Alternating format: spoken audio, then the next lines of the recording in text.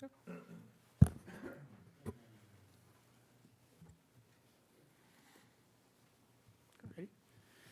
evening, everyone, and welcome to Solvang City Council session for Monday, February 22nd. Can I have a roll call, please? Councilmember Clark, Here. Councilmember Infante, Here. Mayor Pro Tem Morano, Here. Councilmember Thomas, Here. Mayor Urig. Here, and I'll Present. call the meeting to order at 6:30. Thank you. Councilmember Clark, would you lead us in the Pledge of Allegiance, please? Stand, place your right hand over your heart, repeat after me. I pledge allegiance to the flag of the United States of America and to the republic for which it stands, one nation, under God, indivisible, with liberty and justice for all.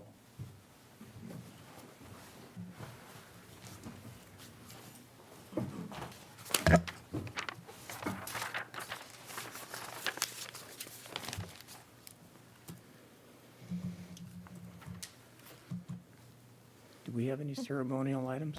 We do not have any ceremonial items Okay, today. so at this time, This time we'll take read pub- item 1. Item 1 is public communications, written or verbal. The council welcomes your input at this time. You may address the council on items not on the agenda and consent agenda. The time limit is 3 minutes. State law does not allow the council to discuss or take action on issues not on the agenda, except that members of the council or staff may briefly respond to statements made or questions posed by persons exercising their public testimony rights. I believe we have 2 public comments in person that are not on the agenda. All right, so we'll start with the in-person, and the first speaker slip I have is Mr. Robert Stokes.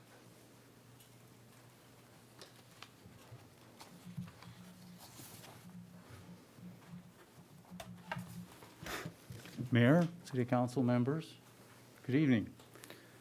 Good evening. My name is Robert Stokes. I am the president of the Wheels and Windmills Car Show nonprofit organization. From 2005 to 2019, our organization was given the approval to put on a car show here in Solvang in the last Saturday of August of each year. Our organization, along with all other commercial and nonprofit organizations in the San Ynez Valley, were severely impacted last year by the COVID-19 pandemic, as we all know. We likely virtually every other event-oriented organization were forced to cancel our event in 2020. The reason I'm here tonight is we've had our first meeting for this year, and our intent is to try and put on an event at the end of this year. We have no idea what that event's going to be, but we would like to get the approval of the city so that we can start pre-planning.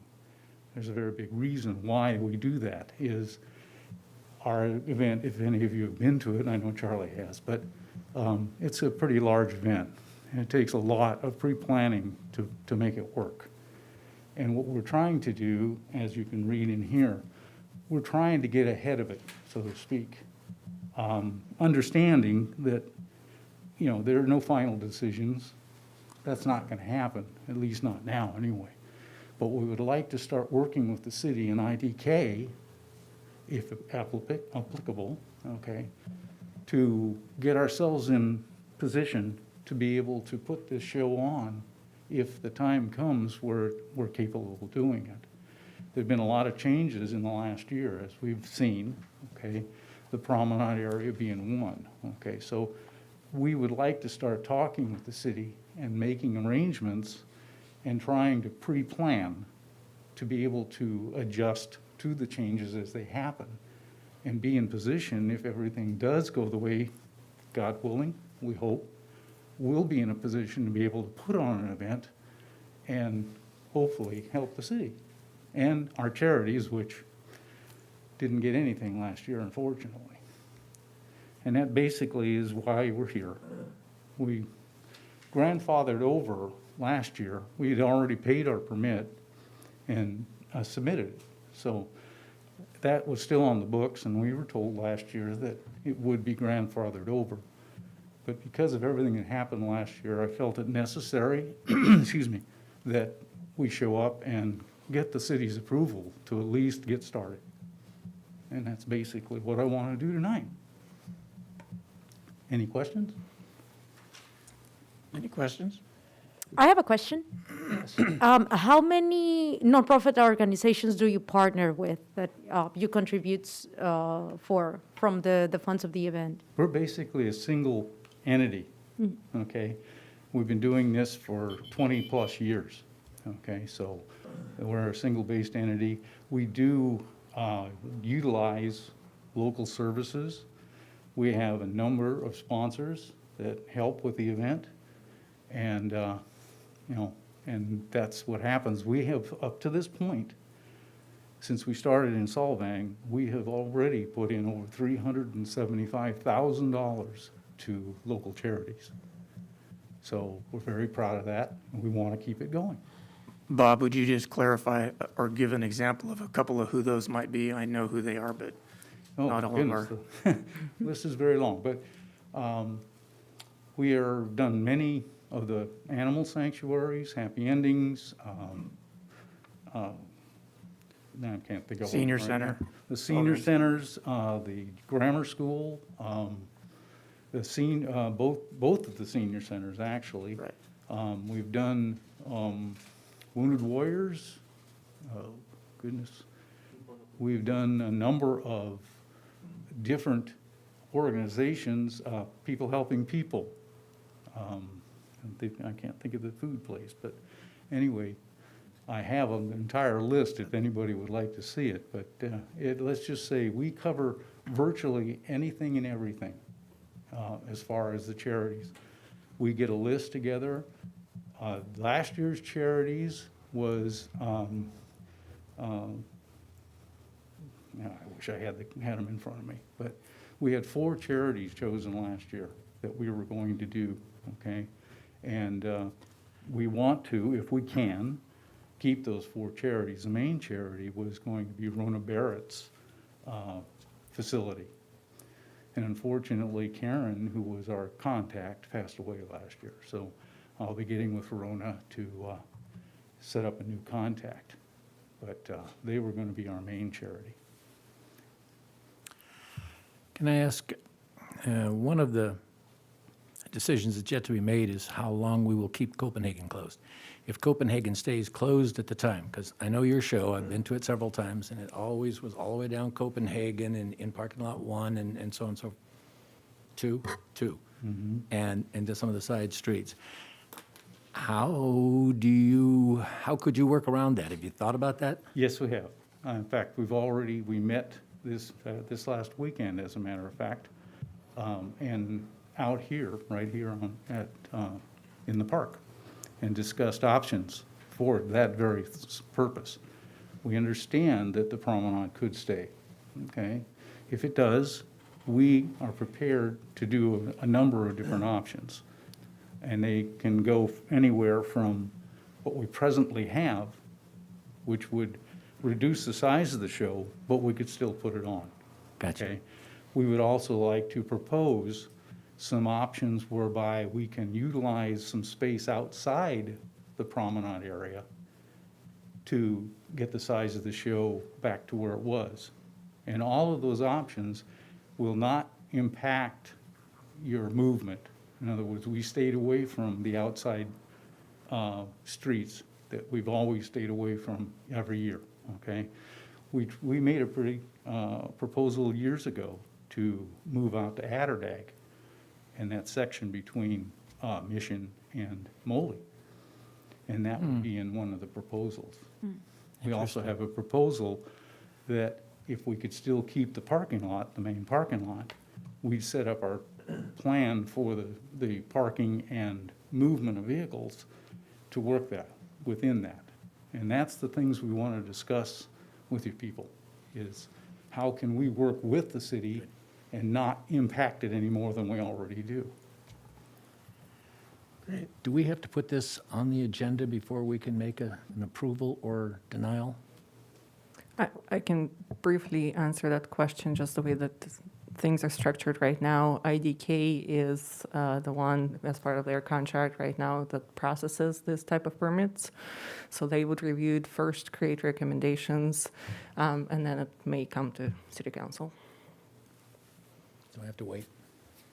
Yeah, I just wanted to make sure that they had the opportunity to at least present it and maybe get a little consensus if we're somewhat in for it. I think we can do that. Yeah, absolutely. Do we have a consensus? Yeah, Yes. and it's great that you're coming in this early in the year, because it's going to require a little more planning, because the circumstances are different, so I commend you Yeah, for we that. fully understand that. Oh, yes. We knew that going in. But right. we have to start sooner. Right. As Yeah. Charlie knows, if we try to do something in the last minute, it isn't going to work. Not the size of this show. Thank you. Thanks for being here, Thank Rob. you. All right, thank you. Thanks, Bob. Good evening. And I guess we'll just make sure IDK gets, or you've already submitted application? Not a new one. Okay, I tried to get in touch with IDK and had no luck. I didn't get any response back, but that was last year. okay. We'll make sure that happens. Yeah, I will thought get the it. city was first. We had Scott's online right now. There we go. All right, and then I had a second slip up here of Jennifer Sony. Good evening. It's been a while since I've been here, and the last time was on the branding committee. What I'm speaking about this evening is now, once we have opened again on Copenhagen, I think, Mayor, you spoke the concern over if one life was lost over our neglect, it would be too many at the time that the governor elected to close the state according to the tiers. Well, we opened again in February, the first part of February, after losing all of our major income from December and January. However, we've been fortunate enough to make a lot of that up. However, what I'm seeing as someone that had been concerned about mandates, social distancing, and how we do want to protect and respect the rights of others, that I believe that it is mandatory that as individuals, council members, city, community, that we all are cognizant of what is going on in downtown Solvang. And Copenhagen is one, mainly since I have been there 17 years. And I take my business and my responsibility as a U.S. citizen, as a member of Solvang, a state member, and my gender also as a female owner of my business, very seriously. And I think that on Saturday, what I'm seeing is basically where we ended up being closed down for 2 months. And I'm concerned with what's happening with many people, families, children, friends, no social distancing. I have people that are next door to me that are wrapping around for chocolates and food halfway into my business. Not to mention other businesses that have tables and chairs on the street that I think are serving alcohol without any confined areas. That is not acceptable to me. It should not be acceptable to you either. And I would just like to know what can be done about that. I've called public health. They're closed on the weekends. They had me call the sheriff. I spoke to them. They said that's not their responsibility. Really, the responsibility lies with the city. So I'm here speaking as a result of that. On the social distancing, skateboarders that are just wreaking havoc down the street, boards, sandwich boards, and other business boards that the wind kicks up and falls over I'm asking for your assistance.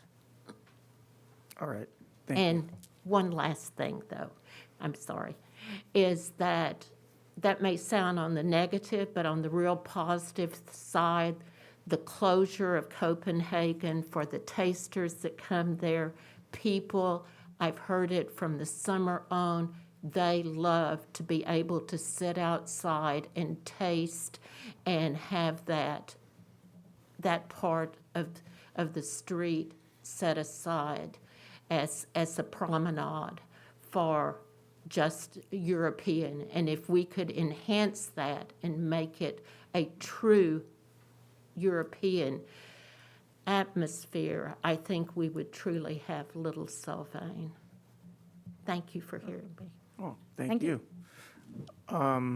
Lieutenant Green, I was wondering if I could ask you to address just the protocols that people could take on the weekend when public health is not available regarding calling, masking, the mask, or social distancing. I know we've trying to get compliance with that, but I guess the other issue would just be letting everyone know that skateboarding is actually not allowed in downtown. So that is something that still is a sheriff issue. It's not a code enforcement per se. But if you see anyone out there on skateboards, you can call the sheriff's department on the skateboarders. We're trying to get compliance. We realize it's the way it is, but just kind of expand on that a little bit, possibly. I think you said it pretty well there, Mr. Mayor, that if you've got skateboarders and they're affecting your business, you can call us a call. There are certain things that come up that are more code-based than law enforcement-based. However, we also understand that public health isn't always open and available on the weekends. I'll be more than happy to talk to you about a website afterward that maybe you might be able to utilize where you can put in a complaint. Sometimes those complaints, though, in fairness, don't always reach us until Monday, or reach public health until Monday. So there is a little bit of a problem with weekend-type activity. However, in this case, Ms. Sony did call the sheriff's office. They did go out and walk around. They did send me information as to what they saw and what they observed, so that I can then take that and work with that with the partners at Public Health. Excellent. All right. Thank you. I hope that helps a little bit Yes, for information. the sheriff, when I did speak to them, they were very kind, and they took the information and they said they'd speak to public health. I just felt that it was my duty as a concerned business owner in the community to speak to all of you, to let you know what I see, and as a long time, as I said, 17 years here, and still have made it through COVID, thanks to the city and the chamber. And I just feel it's my obligation to do my duty. Thank you. Thank you. You're welcome. But Thank you, Lieutenant all. Green. And it's my pleasure to be a part of the community. So I've We're said- glad to have you. Thank you. So I've said everything, so please come visit us sometime. Will do. Have a nice glass of wine. All right. Good night. Thank you. We don't have, I'm not seeing any other speaker We slips have- up here. Are we there have any one- in the audience that didn't address? There is no more public in the audience, other than staff that hasn't spoken, but we do have one hand raised on Zoom. It's J.L. Duncan. Mr. Mayor, may I speak? Mr. Duncan, you go right ahead. It's all yours. Okay. Thank you very much for the opportunity to speak to you this evening. I wanted to talk to you about something that I witnessed, and I think you need a little feedback here. I was very glad to see the first workshop for the general plan update, and I thought generally it was very informative. I think it gave people who tuned in a good idea of the process that's involved. One thing that I was struck by, though, was there was a question about when was the last time sphere of influence had been considered by the city. And the city manager answered 2019. And I couldn't help but notice that Councilman Infante realized that really wasn't an adequate answer. And he tried to answer it by saying that, well, actually, there was going to be an economic study there, but even that wasn't completed. Well, in fact, a whole lot happened because of the pushback from the proposed sphere of influence expansion and the potential to expand the city limits, so much so that an initiative process was started, and it could have been on the ballot if the city council itself had not chosen to adopt the urban growth boundary that was proposed. Well, I don't want to be long-winded about that particular item, but my point was your consultants were really at a disadvantage because they did not have a veteran city planner who can speak to them about the history. And if you don't know what's happened in the past, it's hard for you to plan the future. And as somebody who's been through a number of planning processes, that's one of the most valuable things you can get is feedback from people who've been involved in planning in the city and what they've seen that works, what they've seen that doesn't work, what are the issues that really need to be addressed, et cetera.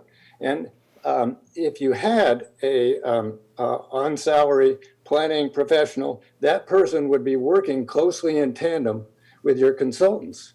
And I'm afraid that without that, your consultants are somewhat handicapped in terms of understanding the world they're trying to plan for. And I think the community too, although Ms. Tamura, I think, is trying to do what she can on a contract basis, it's not the same as having a hired professional who's really committed to the city, who lives in the city and lives with the residents and lives with the planning that they are doing for the city. Thank you. Thank you for those comments. Are there any others? Are there any other comments on items not on the agenda? Would anybody else like to speak on items not on the agenda or on consent agenda? Please raise your hand or unmute yourself.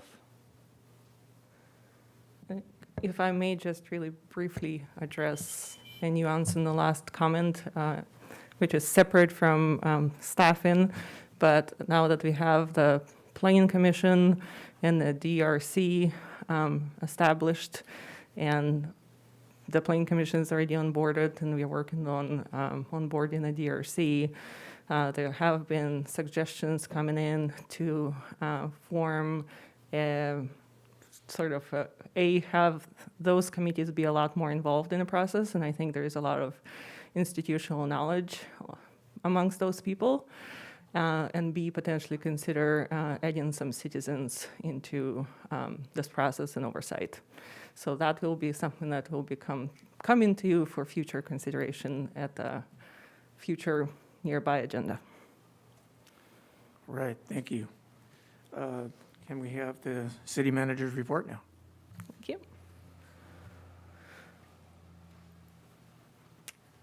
So I have a fairly brief city manager's report today. There's actually some good news and new news coming out from our federal legislation, and which would be very helpful to cities like us who haven't received any aid for COVID-19 to date.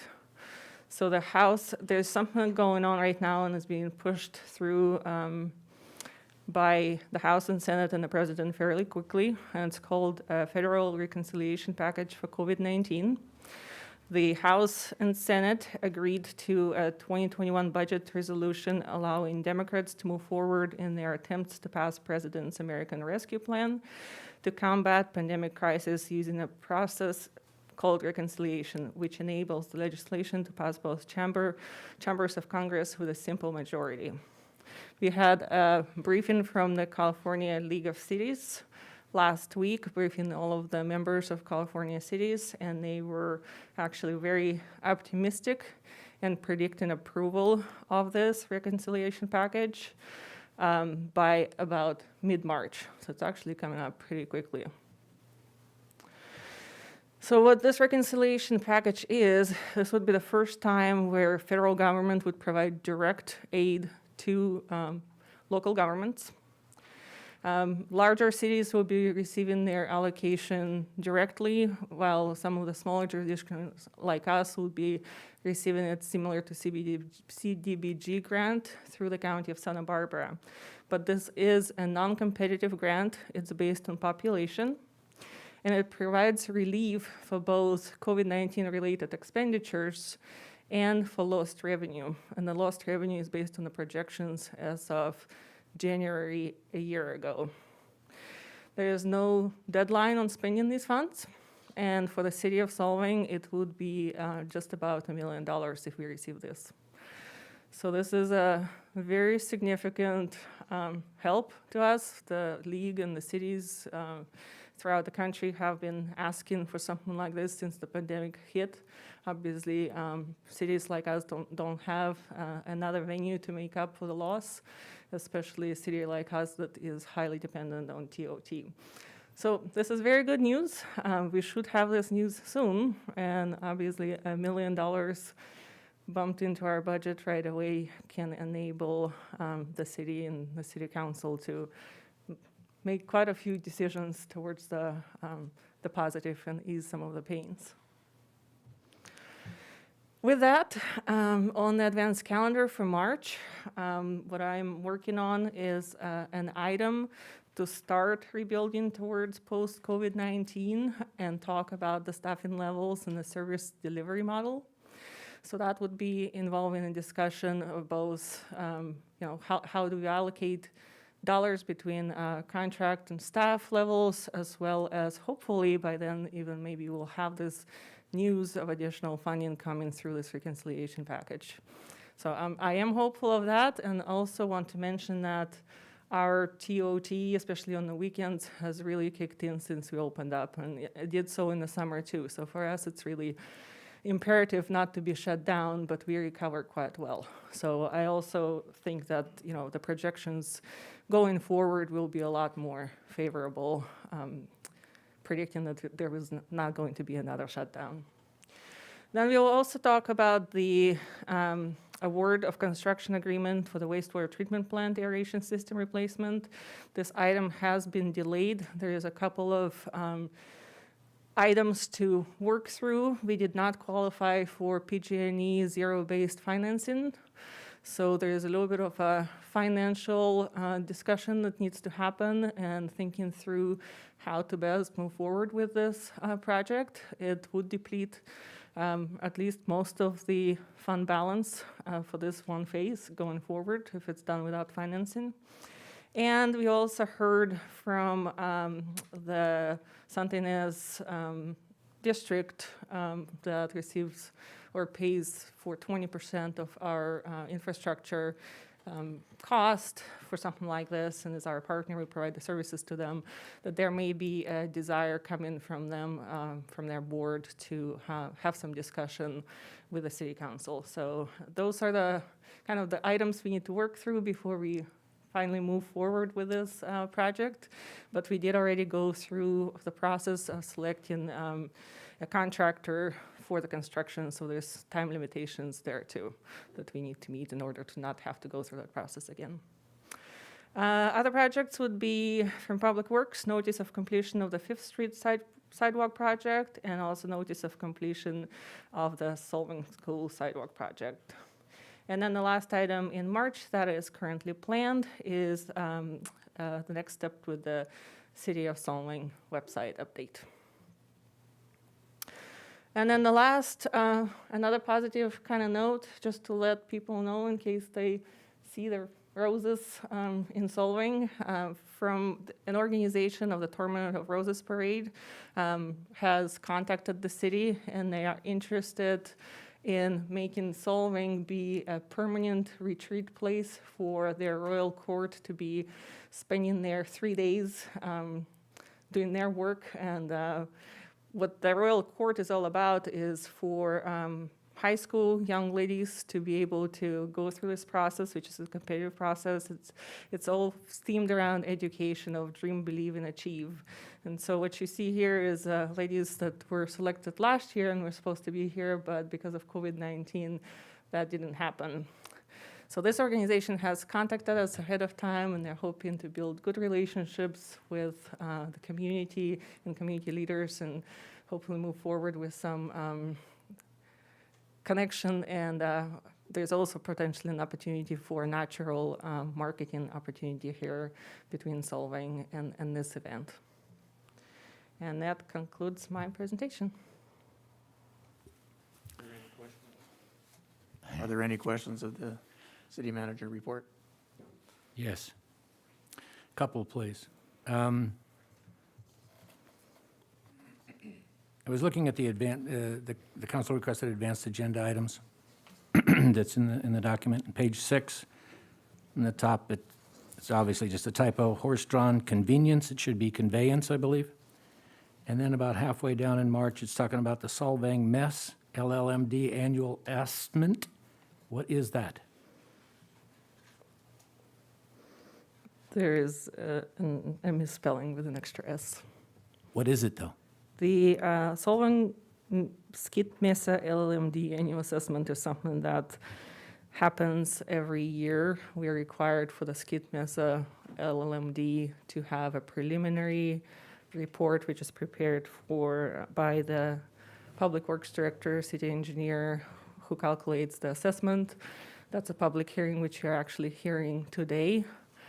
And then a couple of meetings from now, you will have a final hearing, and that's what allows us to have an assessment to service the landscaping within the Skid Mesa development. So you're talking about Skid Mesa. Yes. This says Solvang MES. I don't know what that is. So that's okay. Skid Mesa's annual, and it should be assessment. Thank you.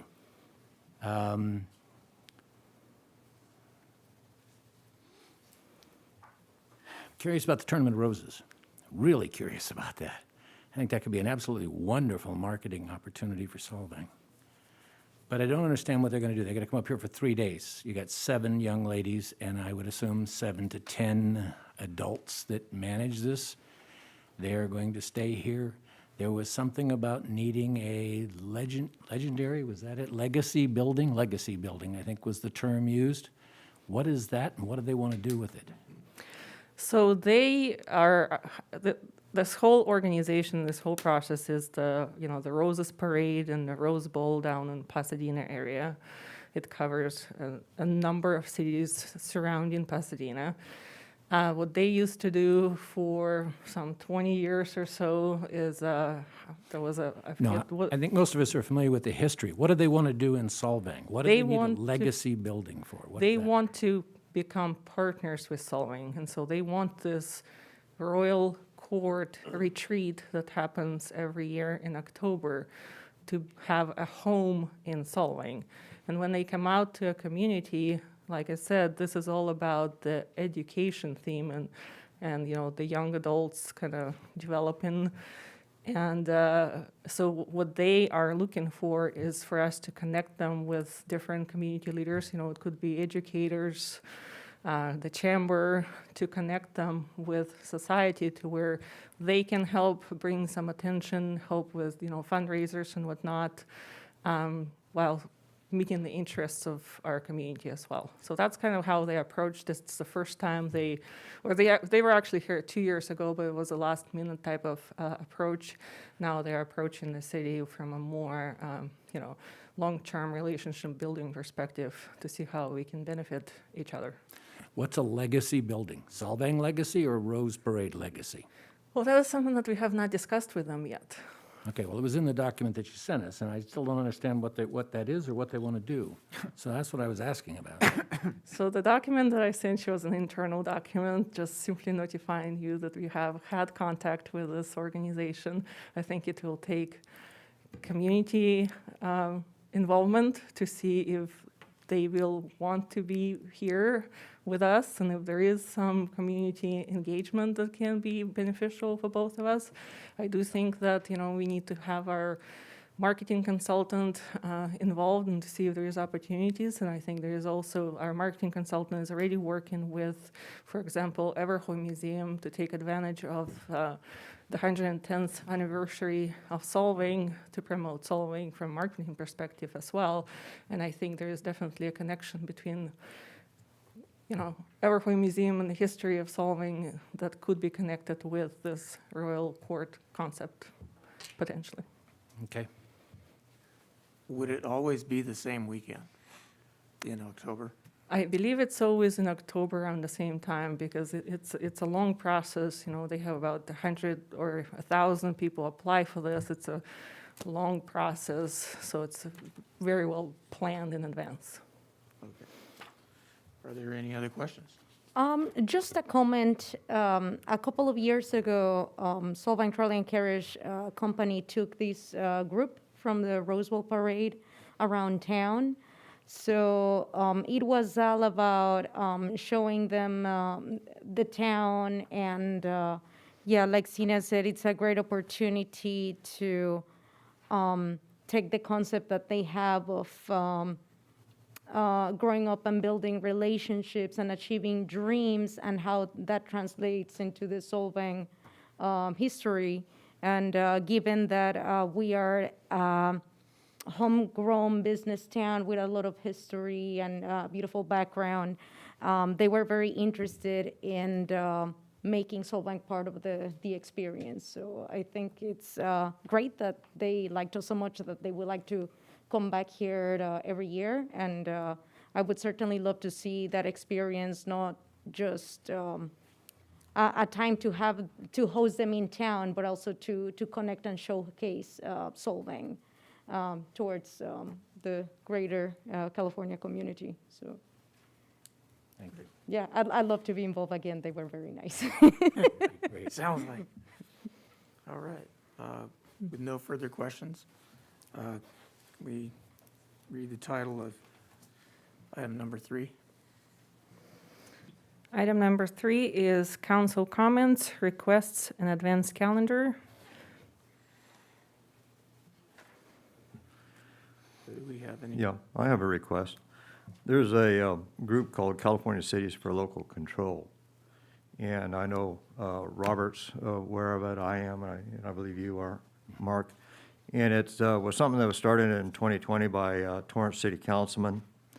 And it's basically an advocacy group for local control over zoning and land use decisions within each individual city.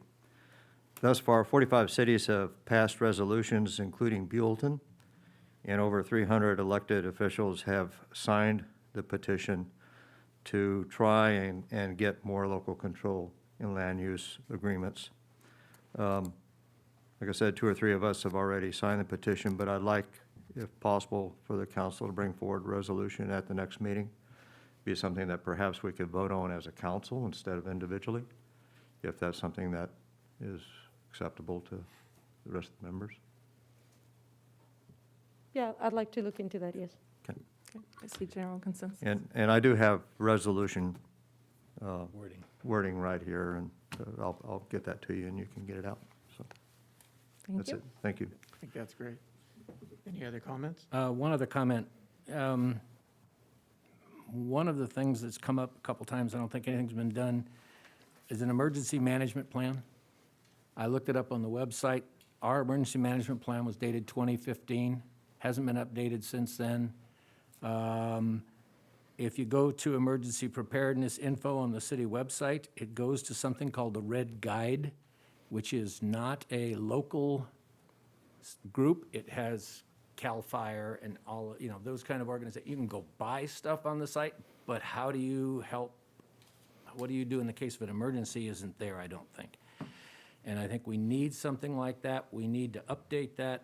That has a long-term effect on a lot of things, including the parking over in the Vets Hall, because that's an emergency accumulation area, if I'm not mistaken. Who is managing this? Who do you contact? All that kind of stuff needs to be updated. So I'd like to see that get on the next agenda as well, or an upcoming agenda. How's that? Thank you. Will Do we that, have a general is- consensus for? that is part of the planning or the one of the elements in the general plan update. Is that not correct? At least my Not the understanding. emergency plan itself, no, it would not be. Emergency plan is developed through a different process, yeah. It's, working kind of with the county, and then you do your more local emergency plan. So we do have an emergency plan, and we can definitely, It's just not been updated in a while. Needs to have a little bit of adjustment to it, I believe. Great. Another comment, if I may. I interviewed this morning with the gentlemen that are doing the general plan update. I like these guys, very sharp, very, they've done this before, they know what they're doing. My problem right now is budget. So I looked at their schedule and talked to them a little bit. Basically, their schedule, they've got something in the neighborhood of a $600,000 contract. And the majority of that money would be spent this year when we don't have enough budget to handle everything we've got to do. So I asked if they would give us a spread that would distribute the budget out across into 2023 instead of ending in the middle of 2022, so that we've got a reduction in the amount of funding that's needed this year. And then hopefully we'll get through all of this COVID stuff by the end of the year, and we're back to a more normal, got our money back, and we can afford things, and maybe we could speed it back up. I don't know. But I want to suggest that we as a council talk about stretching out the general plan update. It needs to be done. I think the people that we've contracted are good. I'm just thinking more in terms of budget. We need to hire some people. We have some issues in that regard. I'd like to get some funding available, and if we stretch this out, and I asked them to see if they could stretch it out to, $100,000 to $200,000 out of this year. I don't know if that can be done reasonably. There is some effectiveness of what you do in terms of steps, and they know all about that, but they will be getting back with us, and it's something I'd like the council to consider. Any thoughts on that? Yes? Consider it? All right. okay. I think we can at least begin some of that conversation with the item that I talked about before on rebuilding from COVID-19 and staffing levels and the service level model. All right. Are there any other comments at this time? I do have a request. Michael Lear reached out to me. He is a former planning director for Solvang. He's very familiar with local history, archaeological sites. He oversaw a lot of the projects that are iconic of Solvang right now. And I'd like to get him in touch with the city manager. He'd like to do a presentation on Solvang history and his ideas and experience, which would be very relevant to the update of the general plan. And I think we could all benefit from, hearing about his experience and history. So I'll get you in touch with him. Thank you. That's good. All right. Any other comments? I just have a couple. I just want to again thank the Bethania Church and everyone that's out there food bank wise. They're coming on their 48th week tomorrow. And last week they served 315 households, 1,161 individuals, and of those there were 62 new households for February, just last Tuesday. So again, it's a daunting task that they've undertaken. My hat's off to Linda and Pastor Chris, Linda Marzullo, for organizing all of that and getting that going. And I know that there's a number of folks out there that have just volunteered their time week in and week out. I'd just like to thank you for doing that for Solvang and for all of the people that need it in the valley and the community. Not sure if I want to address this one right now, but just in the interest of transparency, I authored a letter and I sent it to the FPPC. I don't know if this be an appropriate time for that. Just real quick, just to update you, mainly it's regarding the fact that as mayor and being on the city council, I wanted to just clarify that the prior advice that they have given to other persons sitting in my shoes, being a deputy sheriff, working for a company, and working for the Santa Barbara County Sheriff's Department, not just ours, but throughout the state. There's been other deputies that are still working full-time that, as a city council member, they need to make decisions on the law enforcement contract. And I just wanted to clarify and bring that out, that I've reached out to the FPPC, and I'm waiting for a ruling to come back just to make sure that I would be allowed to do it, vote on it, and make any types of decisions on the contract. Great. So just wanted to update everyone on that. So that's all I have for comments at this time. Yeah. Yeah, our city attorney is set, just to be on the safe side, had just advised to just go ahead and submit it and just get the ruling. The two other rulings that have happened were in 1988 and in 1989, and they were favorable where, we're not setting contracts, salaries, and hourly rates for the deputies. It's strictly a contract with the county. And they had ruled that it was okay for those persons that were still working full-time for their agency to make decisions related to the city and the contract for services. So I'm hoping that's still the case. If I can just add on to that, the Mayor, the prior advice letters from the FPPC were applicable to those people who wrote to get the formal advice, and so I suggested to the Mayor that to have the protection of the FPPC's decision that he write a similar letter, even though the facts are almost exactly the same as one of the advice letters. So that's all I have for now on comments. And could now move on to the consent agenda. Madam Clerk, would you please read the items on the consent agenda? Item number 4 is consent agenda. Approval of agenda as presented. Approval of minutes of the special city council meeting on February 6 and special and regular city council meetings on February 8, 2021. Receive second quarter investment report. Approve city attorney invoices for Price, Postel, and Parma for services provided in December 2020. Amend Public Works on-call engineering services list.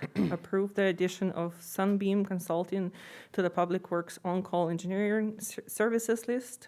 Approve a professional services agreement for on-call services with Sunbeam Consulting and authorize execution of the agreement by the city manager. Receive Santa Barbara County monthly compliance report for December 2020 from the Sheriff's Department. All right. Are there any items that any council members would like to pull at this time? No. Yes. The draft minutes from the meetings on February 8th. There is a couple of things of concern. Do you want to talk about it or just pull it and then talk about it? I would suggest that you pull it first and consider approving the rest of the And I'd like to agenda. pull that, please. And specifically for February 8th? Although the top of the thing says minutes for February 6th, but that was a closed meeting. I don't think that was a public meeting. I think we have a wrong date on that. Look on page 8 of your packet, you'll see it.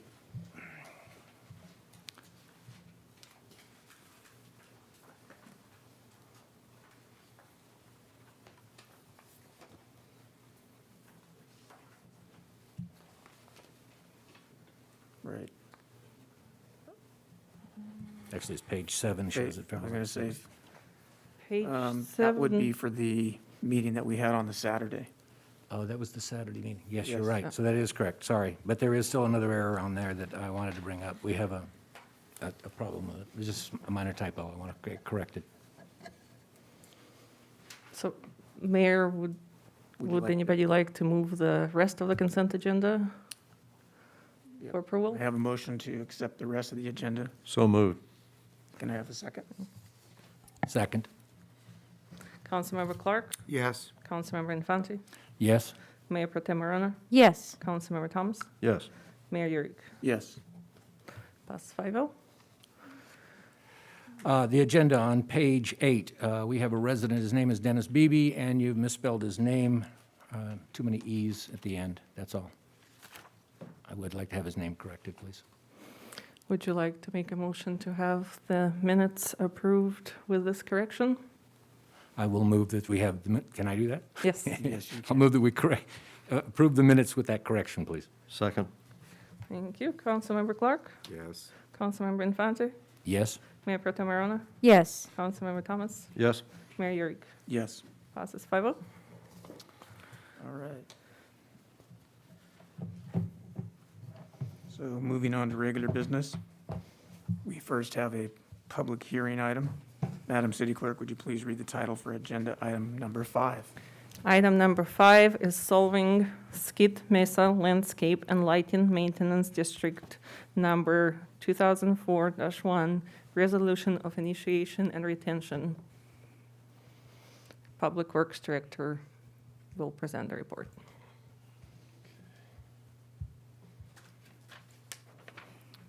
All right, sorry about that. Good evening, Mayor Yurg and council members. Matt Vanderlinden, your Public Works Director and City Engineer. Before I get into the little presentation, I did want to just make a clarification since Council Member Infante raised the question about Solvang Mesa and Skip Mesa. So it's a little bit of a point of confusion. When the original developer had the Planning and City Council approval to form this assessment district, they gave it the name Solvang Mesa Landscape and Lighting Maintenance District. That's the LLMD acronym. So the subdivision is known as Skip Mesa, but the assessment district they created, they named Solvang Mesa. So, and you may be aware that the entrance to the development off of Highway 246 is Skip Mesa Drive, and the entrance off of Chalk Hill Road is Solvang Mesa Drive. So it's just an odd thing that, Well, so sometimes I refer to it as the Skip Mesa LLMD because that's what most people understand in their head. Oh, that's Skip Mesa up there. The development's not known as Solvang Mesa. Anyway, so. thank you, Matt, I appreciate that, but it still was a confusion because I didn't know about it, and it was MES, wasn't Mesa? yeah, I wasn't sure what that was, but thank you. Yeah, okay, great. So, so the presentation is going to cover both the two main parts of establishing the annual assessment for the maintenance district, and that's the step of the resolution of initiation, and then the second step, which will happen a month from now, the public hearing and resolution confirming the assessment. So just by way of brief history, the landscape maintenance assessment district concept was proposed by the original Skip Mesa developer. So it was not something conceived of by the staff or the city council or the planning commission. It was proposed by the developer. However, the Solvang Planning Commission approved that in the conditions of approval for the project, and then subsequently the Solvang City Council approved the project with the conditions of approval that contained the requirement for the assessment district. So after the Phase 1 improvements were completed, the Public Works Department and Parks Departments were directed to administer the landscape and lighting maintenance district. And that began in fiscal year 07-08. So this map here illustrates all the facilities that are managed and maintained by the maintenance district. So everything that's basically shown in green. So it's all the parkway strips along all the streets. There's a few areas that have the green cross-hatching, kind of looks like shaded light green. Those are some open space areas. And then there's a few fire buffer zones, little strips along the backs of people's fences that we maintain a 10-foot clear area to help mitigate fires spreading from somewhere else into the development. There's the detention basin, the storm drain detention basin, that's actually located within Hans Christian Andersen Park, but it is it's the cost of the maintenance and operating that is paid for through this maintenance district. And then you'll notice, it's a little hard to see, but just about all of the corner lots, the side yard of the corner lots has a little strip behind the sidewalk that's, so there's this little, usually it's a slope. There's a little slope between the back of the sidewalk and the fence that's at the top of the slope. So there's a little slope areas that are part of the maintenance district. So that basically covers all the areas that are included. What's not shown is all the street lights. So the street lights are owned and operated by PG&E, but the costs for powering the street lights is paid for through the maintenance district. So the process that we go through annually is that the costs are reviewed and the budget is established for the upcoming next year. And then the first meeting is the adoption of initiation resolution. To save staff time and resources and cost, we kind of kill 3 birds with 1 stone. And with this first staff report and first resolution, we initiate the preliminary engineer's report. That's the assessment engineer's report. We also approve the preliminary engineer's report, and we set the date for the public hearing. And then the next step, which will be, in this case, on March 22nd, is the public hearing, at which time the staff would be recommending to the City Council to adopt the assessment resolution. And then the assessment engineer coordinates with the county tax assessor's office, and the assessment is set on the property tax rolls for all the property owners. And then as the county collects those property tax taxes, that funding is transferred to the city by the county. So I did want to mention, we have had in the last few years quite a bit of coordination with the residents of Skip Mesa. That was kind of a concern several years back, that we weren't getting enough input from them. But the last 3 years, we've made an effort to really do that. And so back in fiscal year 18-19, we received quite a few comments from the residents, and then we incorporated their comments into a request for proposal for services, and we revised the scope of services to increase the level of service that they were asking for. And we also had a community meeting, invited all the residents of Skip Mesa to a community meeting that we held over at the Vets Hall, and that was on August 19th, 2019. We got a lot of additional input then, and as a result of the comments and the desire of the residents to have more direct access with the landscape contractor, who is Brightview is the name of the company. So as a result of that, we provided all the residents with the email address for the foreman out there. So instead of having to contact the city and leaving a message or whatever, and us contacting the contractor and kind of, having the middleman, we found it's a lot more direct and successful to have them just contact the Brightview foreman directly with any requests for, complaints or requests for any kind of service associated with the contract. So we also, just about a year ago, met with a group of residents that from Skip Mesa that requested that we include a special projects line item in their budget. So they're paying for this, but they requested this special project line item so that they could implement minor little projects or improvements in Skip Mesa. And so that was brought to the City Council. They approved, at that time, they approved that concept, and we've added a line item in the budget for that, in their budget. And what was agreed is, depending on the nature of their request for improvements, if it was something kind of significant that might change the aesthetic or anything, we would bring that to City Council for approval before implementing anything. So that way, the city council is aware of, okay, this is what they're wanting to do, and does that make sense? Is it, appropriate? And then can vote yes or no, whether to have staff proceed to implement it or not.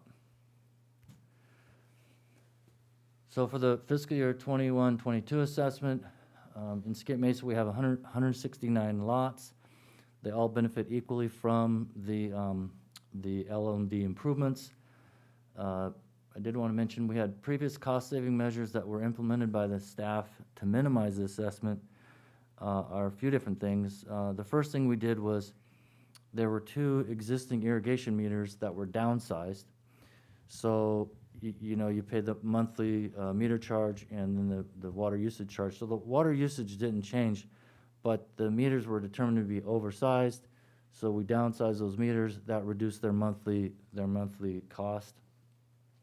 Also, with the design of phases 2, 3, and 4 in Skip Mesa, we worked with the engineer and the landscape architect to eliminate 1 proposed water meter from each phase. So three meters were eliminated. That also reduced the monthly charges that they experienced. And then after meeting with the residents and getting input, as I kind of had mentioned, we revised the scope of services and put the contract out to bid at the end of that fiscal year. And then, however, so we've done a number of things to try to reduce costs, but there are a few things recently that have caused the cost to increase. The first thing is the revised scope of services that the residents requested required us to go from a 2-man crew to a 3-man crew. And in addition to that, as you may be aware, the California minimum wage has been increasing. The most recent increase went into effect, I think, January 1st of this year, and there's another increase planned to go in effect January 1st of 2022. So, and then also in the previous contract, the contractor, who also was Brightview, the same contractor, but they had basically underestimated the level of effort required for the weeding out there. So as you probably know, if you have yards of your own, the wind blows and weeds go everywhere. And in the winter it rains, and in the spring you get the warm weather and just weeds pop up everywhere. So the more rain we get, the more weeds. And they actually last year of the previous contract, they were losing money because they just had underestimated the amount of effort required for the weeding. So, in order to avoid that situation, they increased their bid proposal. But in spite of that, they were the lowest qualified bidder, and by quite a bit compared to other contractors. And they were awarded the contract again. But anyway, so in conclusion, the recommended assessment for fiscal year 21-22 is $1,296 per parcel. That's just a slight increase of what it is this current year. And just by way of summary again, the process we're going through is to receive public comment, the council direction on special projects in the November staff report if they're proposing some unusual special project. Then we adopt the initiation resolution. That would be today. So staff is recommending that the city council adopt that resolution. And then on March 22nd, you would open a public hearing, take public comment, close the hearing, have discussion and direction to staff, if any, and adopt the resolution, assessment resolution. So that concludes my staff report, and I'm happy to answer any questions you might have. What was the assessment amount before? The current, so for this year, it's 1,272. So it's going It up, goes from 72 to 96. correct, $2 a month, total $24 increase. I just think it's funny that they were the low bid by far, but they were too cheap, and they needed more money. It's like, okay, that answers that. Can they do change orders? Oh, yeah, sure. So what we have right now in the budget is a line for repairs and maintenance, which isn't really a change order. But in addition to their routine maintenance, if you're familiar with irrigation systems, part of the irrigation system is pressurized, and part of the system, so you have valves in the system, and on the city sort of side of the system, you have it pressurized up to the valve. And then based on the controller and the timing and everything, the valve will open and each section of the irrigation system operates. So they're responsible for all the repairs and maintenance and everything for the non-pressurized system. So that's part of their annual scope of work. But the pressurized portion is not included in their normal contract. But we do have a budget line item for repairs and maintenance, so if anything gets, like any valves get broken or anything, then we draw down on that budget. But, yeah, so we can do change orders, but we try to avoid it Yeah, on this. good. Yeah. What is the process if they want to switch something up? Say they don't want to do grass, they want to do another alternative. Oh, that's a very good question. So I didn't really go into this, but halfway through phase 2, the drought hit here in California, as you probably all remember. So this was the most severe drought in California, recorded California history. And the state came out with guidelines to eliminate turf specifically in median islands in the middle of the roads that you see, like on boulevards and things, and also in the parkways. So we worked with the developer, and so for phase 3 and 4, instead of having grass in the parkways, they did, drought-tolerant landscaping. So that greatly reduced the amount of water that they use. So on private property, that's a different process. But in the parkways, the Planning Commission and City Council had approved certain specific landscaping. And so we don't change that unless it would come to either the Planning Commission or City Council to get approval for any kind of significant change. And we do have on our website, this is another thing, I didn't mention it, but we have a whole section in our document center on our website with documents for the Skip Mesa residents specifically. So we have the map that I showed you, there's a copy of that. There's a copy of the actual contract with Brightview that's there for them to review. Each year, the annual assessment report gets put on that section of the website. And we have the Planning Commission approved plant and tree list that's on there. So if they want to, add some plants or whatever, or if, let's say, particular plants on the list are planted in their parkway or whatever, and happen to die or something, and and we have to replace them, they can request that we use different ones off of that list. But anyway, so that's all for, they're available for them on our website. I have a question. Yeah, I was on the planning commission when there was that big dust up about some of the maintenance up there, and it was so arduous. But and you maybe don't know the answer to this, but when they first built Skip Mesa, when they finished it, NYBORG doesn't have that kind of an arrangement. Village Collection doesn't have that kind of arrangement. How did this come down that it's like this separate quasi, not a POA, but how did this get even to begin with this situation that we have with Skip Mesa as opposed to the other neighborhoods that were built over the last 20 years?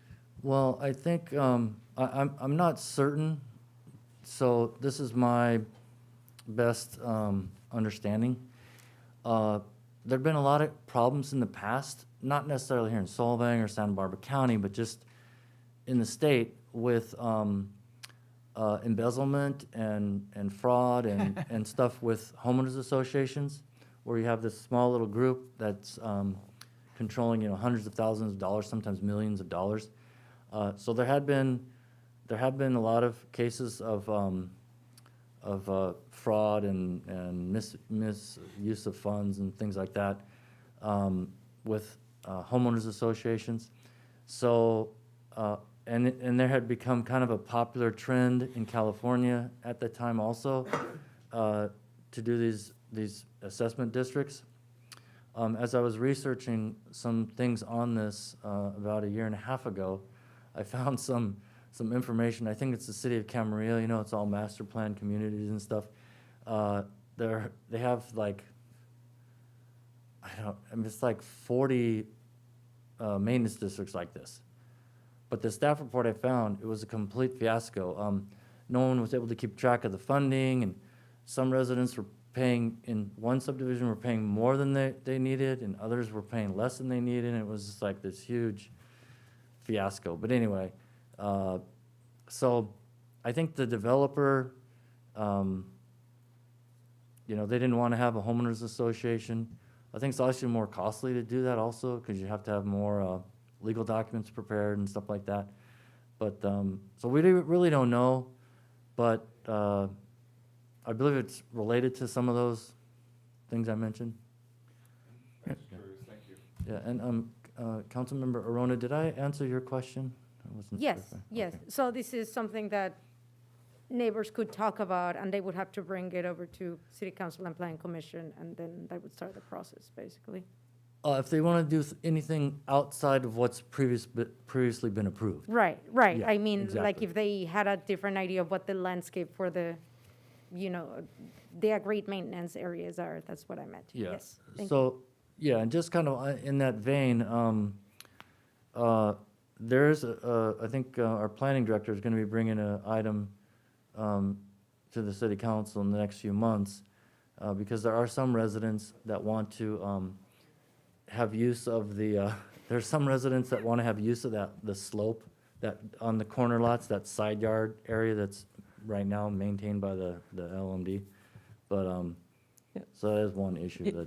If I might just jump in, our planning consultant and city staff will bring forth a number of elements that kind of are starting to develop themselves within the community that need to be addressed to the planning commission. Yeah.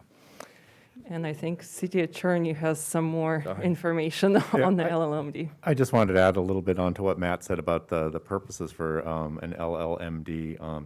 There are two additional reasons. Over time, the public infrastructure, or infrastructure in public areas, so to speak, the tendency has been to try to finance the cost of that through private development rather than having cities take on the full cost. So you see things like Melrose districts starting to pop up, community facilities districts, where the homeowners who are benefiting from whatever the infrastructure is or the facilities are actually paying for it, and it doesn't become kind of a community-wide cost.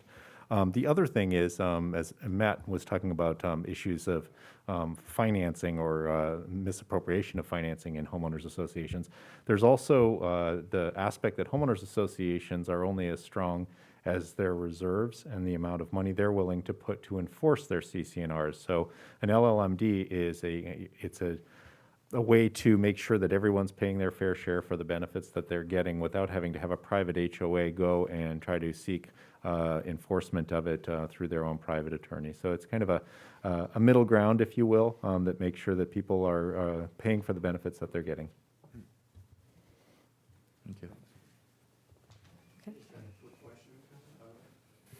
Just had a quick question related to, a couple of years ago, we added striping and crosswalks.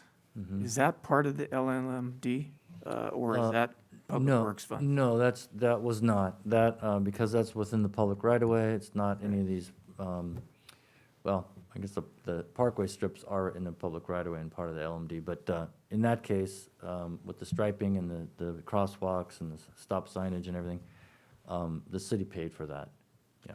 And related to that, have we had any follow-up with any of them? Because I don't believe what we did was really the whole vision for it, and I didn't know if there was any follow-up since then, if there was any more plans to possibly add more striping and crosswalks just Well, for safety. yeah, that's a very good question. So, one of the concepts of this special projects line item would be that, like, for example, if they wanted to add like a little mini roundabout at an intersection or some kind of median with, like, you know, cobblestone or something in an area where vehicles are driving fast to try to, as a traffic, as a traffic calming measure, the residents could propose that as a special project, and then the LLMD would fund that instead of the city, instead of the rest of the residents. So we have mentioned that, but right now, the special project that they're most interested in doing is additional lighting at the entrance to the development.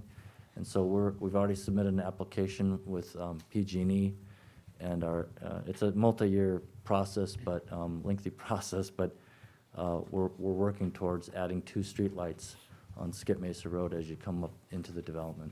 The south entrance. Correct, that is correct, yeah. All right. Are there any other questions of the council or the staff report? Seeing none, can we get public comment? And I don't have any speaker slips, so. Would anybody in person like to speak on this item?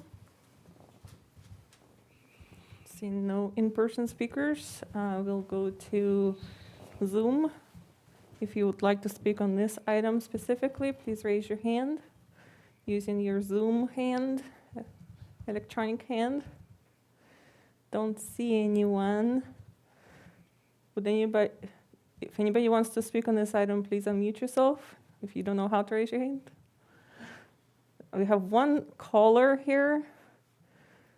If you would like to speak, the person on the phone call, please unmute yourself. Seeing none. Thank you. And hearing is now closed. And I'll bring it back to council for discussion or any other comments at this time. We don't have a motion on this, do we? You do. It's to approve the I have a resolution. motion to approve. I'll move we approve.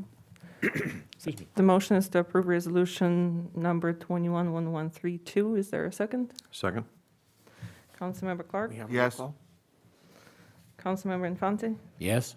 Mayor Pro Tem Marona? Yes. Councilmember Thomas? Yes. Mayor Yurig? Yes. Thank you. That's 5-0. Thank you very much. Moving on to item number 6, the regular agenda. Madam City Clerk, would you please read the title of item 6? Item number 6 is consider developer's term sheet proposal for an alternative hotel project at 1783 Mission Drive.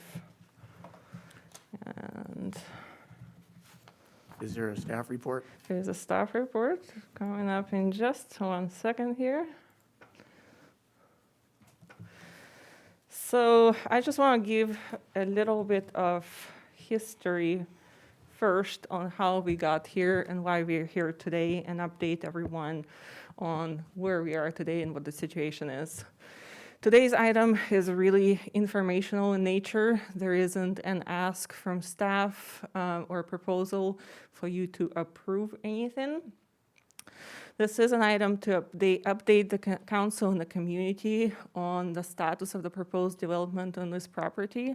Obviously, this has been a hot topic in the community throughout the last year, with various proposals being proposed on that property. We do have a proposal in process for that property under SB 330, which is a housing project, and we are moving forward with that. But today we're really here to inform the community of where we are and receive any general policy direction from the council if you would like to provide such.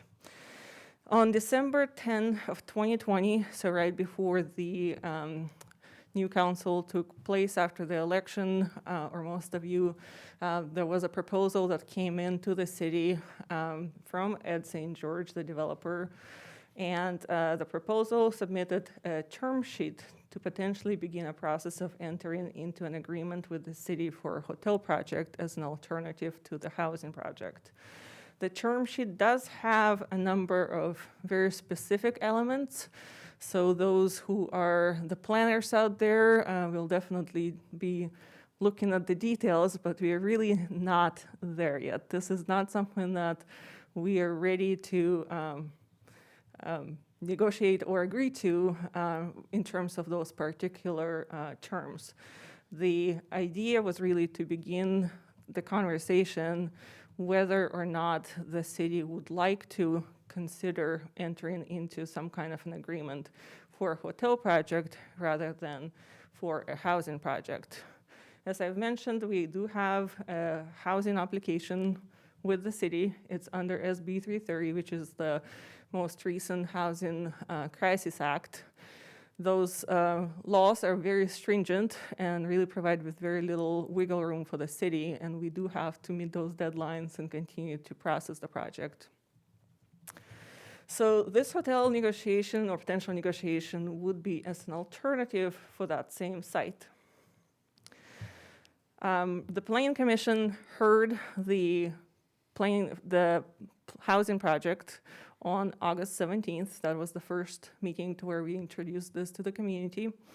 And there was some not very positive comment at the time from both the planning commissioners who were concerned, especially with the design and the architecture of the proposed building, in addition to the traffic and other considerations.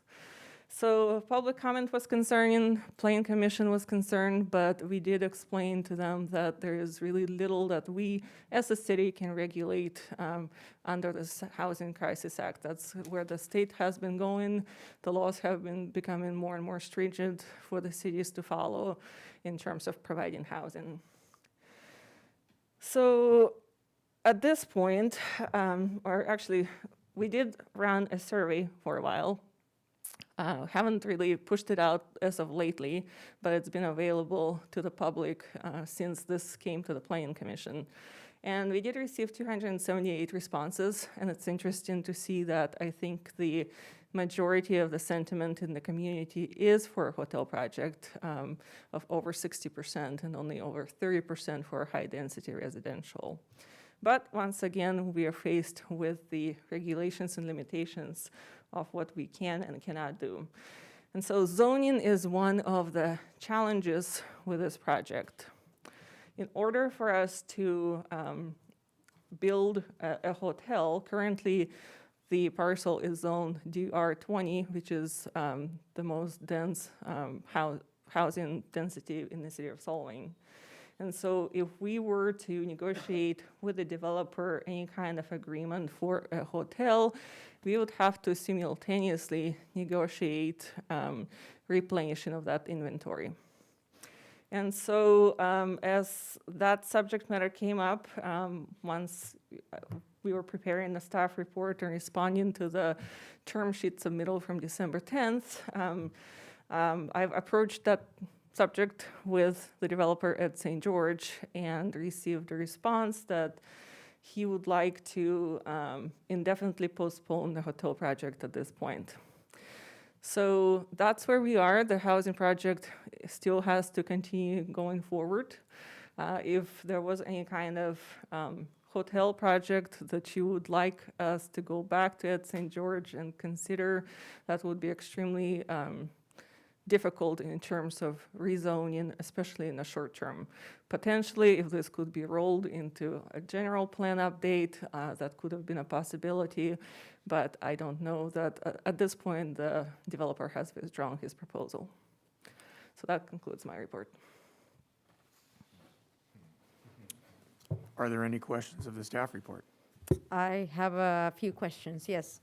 So by saying that it's postponed indefinitely, does that mean that the whole project is at a hiatus, or does that mean that he's moving forward with the housing project and not the hotel? I don't have that. Do we have that clear? He just recently, in the beginning of February, fully submitted his application, or we are under the review, but it does appear that it's been fully submitted. We have 30 days to review his final application for the housing project. So that project is moving forward, and we will be getting back to at St. George by the end of this month, approximately, with determination whether that project submittal is complete. And then under SB 330, there is continuous mandate on us to continue to basically process that project. So it would take him withdrawing it for us to have to stop. Okay. So my next question would be, perhaps Mr. Fleischman can help answer this one. So I understand that this is a mandate, there are a lot of limitations of what we can do as a city if he's providing low-income housing, which we know is much needed. But it is also true that for one, there are concerns about the traffic that is existing in that area. There are also concerns about how it affects the experience of visiting the town, which we highly depend on for our income. And my understanding is that it is the city's burden to prove that the development is detrimental. What are our options here? Very generally, from something like the traffic, that would be subject to the environmental review that would occur at the beginning of the project once you have a completed project application. And there would be an initial study done under CEQA to determine what next steps there would be. So you would either have a negative declaration or an EIR, environmental impact report, prepared for the project that would examine all of those factors. It would factor noise, pollution, impact to cultural resources. There's a whole list of things that get studied in the initial study. So that's where the city's ability to impose conditions on the project. So if there's traffic issues, then the city can mitigate those by providing mitigation measures as part of the development. But I will say that the state has tied the city's hands in a lot of regards, particularly when affordable housing is being provided. So the developer can come in and request what are called concessions. They can come in and say, we want to build a taller building. We want to reduce the amount of parking. And unless the city makes very specific findings, the city has to grant the concession that the developer has asked for. So those are kind of the lane lines that we're working within on this project. I don't know if Lori has anything else that she'd want to add to that. You took the words right out of my mouth. Lori Tamora, planning consultant with the city. And we are reviewing the application package that was submitted on February 1st. And we do need to reply back to the applicant by March 1st with a list of items determining whether the application is complete for processing or if there's additional items that we need in order to complete our our review of the project as well as the environmental review. So we're reading through the documents that they provided and reviewing the plans. We do anticipate that there may be some issues that will need additional environmental review, but we will make that determination here in the next week. Okay. Is there any precedence on cases like this on other cities that we're aware of? How does it turn out if the city appeals that they have some concerns with the project? I'm sure there are some cases out there. I know that the city of Huntington Beach went head-to-head with the state over affordable housing issues and just said, hey, we're a charter city. We don't have to do many of these things, and they lost. So that's a difficult hill to climb. There may be other areas that are less, I guess, in your face to the courts or to a developer that might be acceptable to a developer. And so if we come up with something that works for both parties, you avoid the litigation in that situation. But the cards are stacked against the city when it comes to affordable housing, and I don't anticipate that changing anytime soon. And over the last year, the City Planning Commission has approved 2 projects that had provisions, just like Mr. St. George's project, but they were smaller. One was for 11 units, the other was for 32 units. And they did include an element of very low-income units, and then they applied for the bonus density also. So it can be done. They were well-designed projects and, did not seem to raise concerns in the community. There are other issues with this particular project where it's located, as well as the proposal for how it looks along Mission Drive is really a concern, and as well as traffic, archaeology, fire protection. Those seem to be the issues that are raised on this project, particularly when it was going to the Planning Commission back in August, and comments that we've received since. Okay. Yeah, that was my question, was had the fire department reviewed the plans? Because the plans I saw didn't look like it would allow the big ladder truck to get in between two of the buildings, and since they're gonna be 48 feet tall, they need that ladder truck if it's a problem at the top.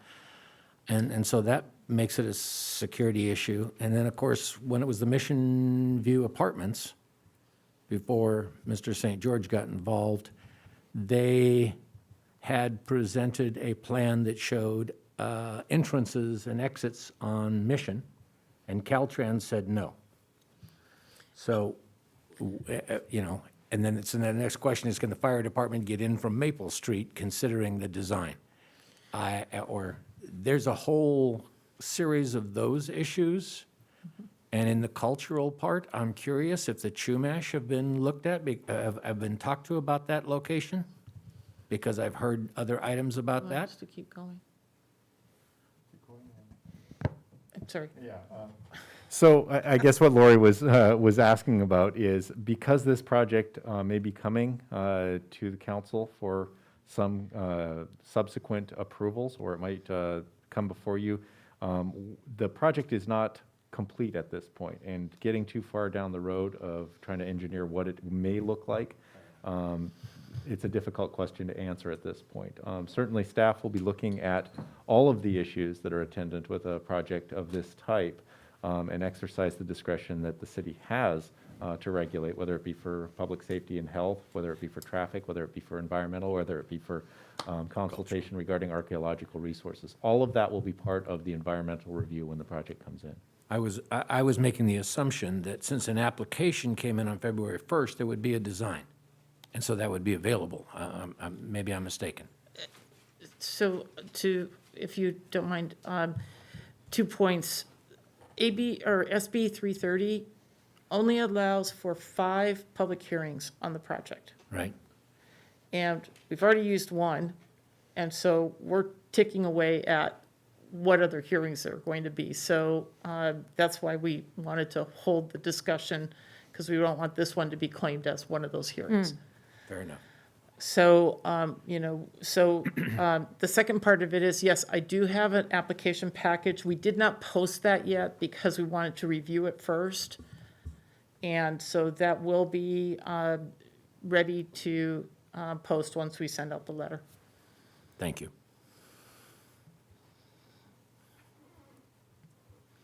Are there any other questions, staff? I guess I just had one with Mr. St. George's project down in Santa Barbara on Milpa Street being another large-scale housing project, workforce housing, so to speak. Seems that the city was able to stop a certain part of it, and they're working on design factors of it right now. I'm just wondering if that is something that we're possibly going to be able to do. We'll look into that. I have a comment. This a stupid question, but so is the hotel out of the question now? Is it a done deal that it's going to be apartments? I don't think we know that for sure. Mr. St. George just said that he's putting it on hold. If he were able to identify a replacement parcel that the housing density could be transferred to, it might pencil out, but those are questions we don't know at this point as to whether or not he would do that. But under the Housing Crisis Act, the city can't downzone or change the zoning to reduce the residential capacity without identifying alternate parcels that replace that housing capacity. Why was this, when the hotel first came up and there was protests, et cetera, outside, why wasn't that part of the conversation a year ago? I know you weren't here. I wasn't city attorney.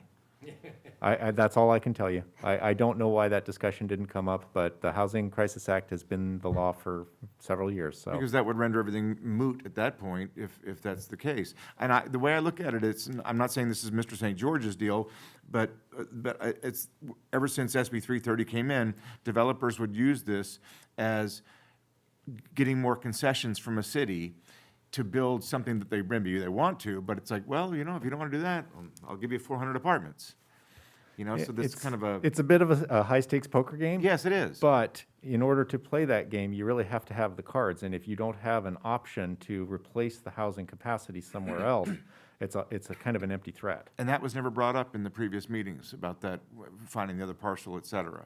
Interesting, okay. I know that when Holly Owen was the planning director, she had that conversation with the prior property owner, because I know that I had been consulted on that before when I was city attorney before. So I know that issue was in the wind. Whether or not the prior owner spoke with Mr. St. George when he made the transaction for the property, I just don't know. But that has not been a surprise in the processing of the land use entitlements for that project. Okay. It almost seems like our hands are tied right now. Well, I would think that there's certainly a wide range of options between hotel and high-density housing. So I would love to see what. I know. I'm just saying, I would love to have, an open conversation rather than being disappointed that we're not getting what we want. Well, the one thing that was interesting was he made the comment that he made more money on a hotel, building a hotel, than he did building apartments. He wanted to build the hotel, but he's asked for concessions on that hotel, regardless, whatever that word is, regardless of the fact that we'd have to move, to change the zoning and everything else. He wants us to give up concessions of $5 million worth of TOT. He wants us to give up parking. He wants a lot of stuff to get that hotel in that, to me, are not acceptable. And that's only after the fact that you can't do it anyway because we can't change the zoning. So the gentleman might be willing to talk to you, but good luck with that. It's worth a try. I happen to know Mr. St. George personally from prior employment where I was at. The project that he's working on in Santa Barbara is where I used to work for about 20 years. So, I don't know, I can reach out and just see if there's anything else, if the rest of the council would like that or not, but just throw it out there. I would like that. I would like that. Okay. I'll see if I can reach out to Mr. St. George. And, Do we have any public yeah, we need to take public comment. comment? We have one hand raised, J.L. Duncan. Please go ahead. Thank you, Mr. Mayor, council members. I think a lot of people in the community are concerned about this project, whatever way it goes. And the twists and turns are keeping us all awake at night, let's say. I think there's a couple issues that I would like to talk about that are still live for you. And I realize that Mr. Mayor doesn't want us to really speak extensively about the apartment project, since this doesn't want to be counted as a hearing for that. One thing I noted in reading the term sheet proposal and the description of the property is they're now saying it's 2.14 acres. If that's true as compared to what it was listed before, then the base zoning is for 43 units rather than 44. So I thought that was interesting in looking at the specifics that were provided us. I think the council is 100% right in terms of being very wary going into an agreement where you guys have had no chance to do any of the negotiations, and you're basically presented with it as a fait accompli. So I'm glad you're doing your homework and looking at the aspects that don't seem to pencil out on the Solvang side. I do have a question for your council, and that is this need to replace the housing capacity on some other site. I could see how SB 330 might require that when you had a development proposal before you. But I'm wondering, is that's true if the development project is withdrawn? Because it would appear that this forever locks in stone your zoning, and for every parcel everywhere, So I would think it's only related to a project being proposed. So that's a clarification I definitely would like to hear about.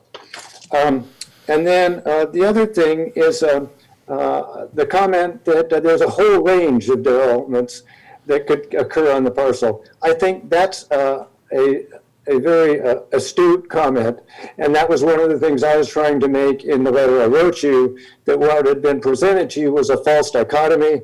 In fact, all kinds of things might be possible, and you might be able to find that there was a mutually acceptable solution that would serve both the developer and the city.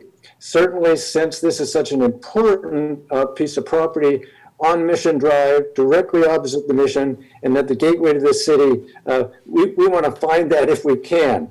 So I would like the idea that the city basically says that you're open-minded, but you're also looking carefully at what's being proposed, whether it's what we think Mr. St. George might want to do, or what we thought was a straw man proposal in terms of the apartment building, which is very scary. There's no doubt about that. And I think that's why the survey results are the way they are.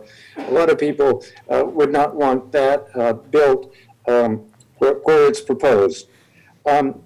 It doesn't seem to fit, and there are many reasons for that, and I'll go into that later when you're specifically talking about that. What I would wonder is there a way the city itself could look at options for such an important proposed property, and whether it ought to be included in the general plan update as a really important key site?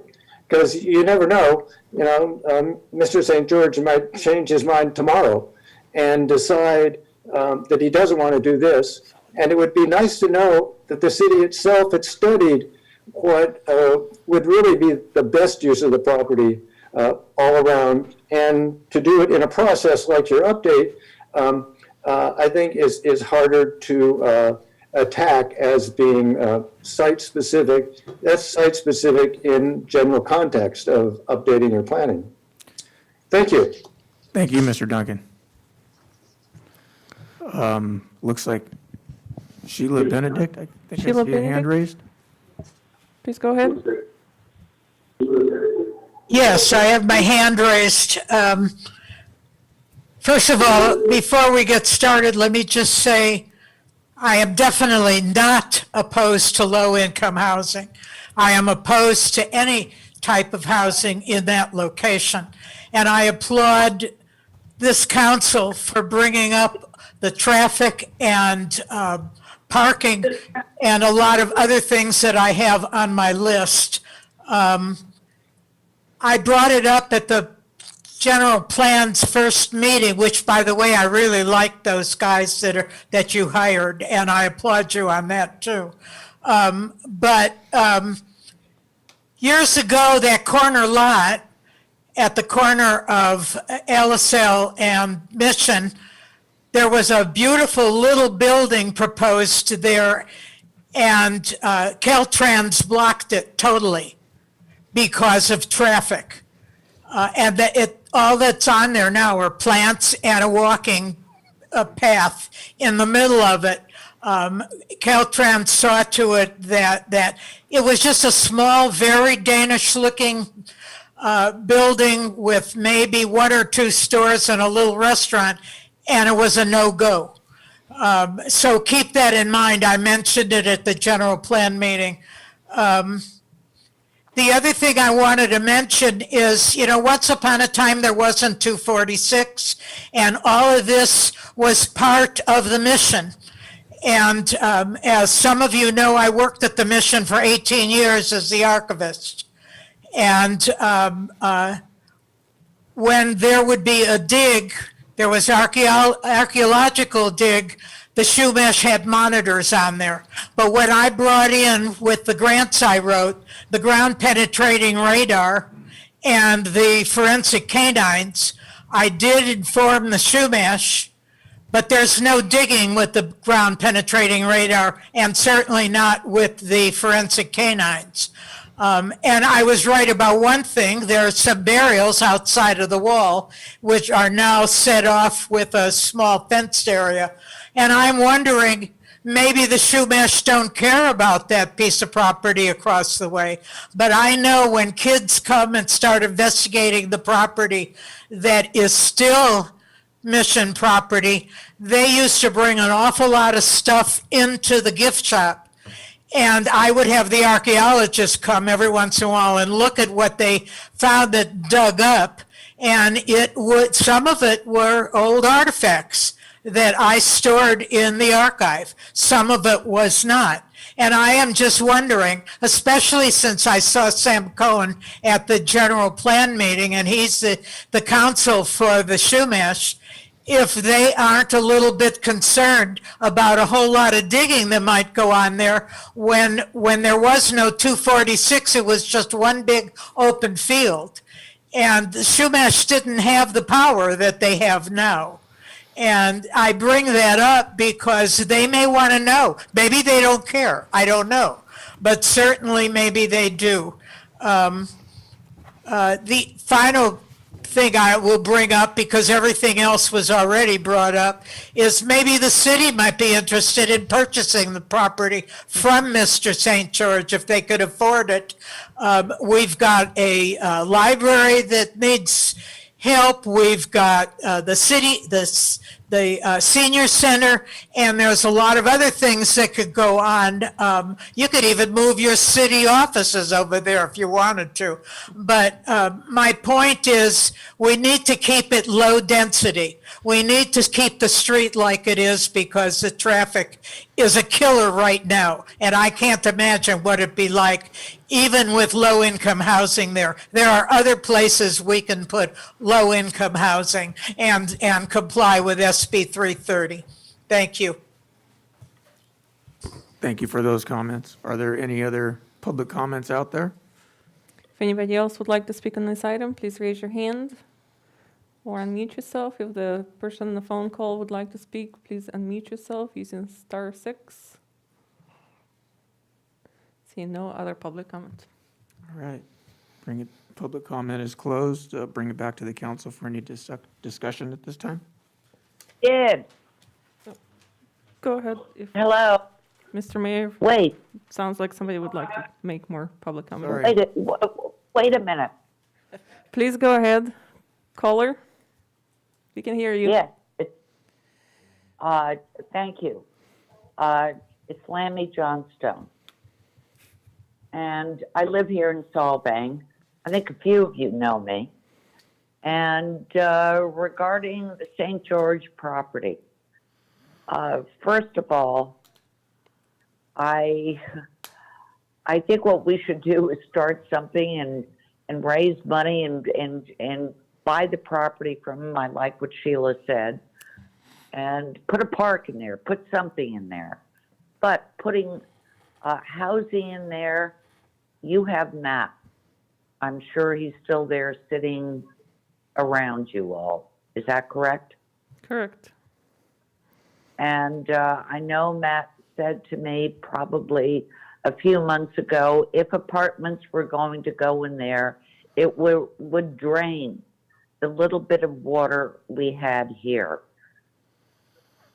So I'm totally against apartments. I would be more than happy to start something that we could raise money to buy the property from St. George and do what Sheila is talking about. But to put apartments in there, if we only have another option, which means a hotel, if that's our only option, then let's do that. But for apartments, no. Especially, please look back a few months ago, current city council members, when he said he was going to do not just low income, but low income. That means people below $30,000 a year. Where are they going to buy food? Here, where all of us live. At Valley Fresh, El Rancho. No, I mean, where? It doesn't even make sense. It also includes 1/2 a parking space per unit. Does that make sense?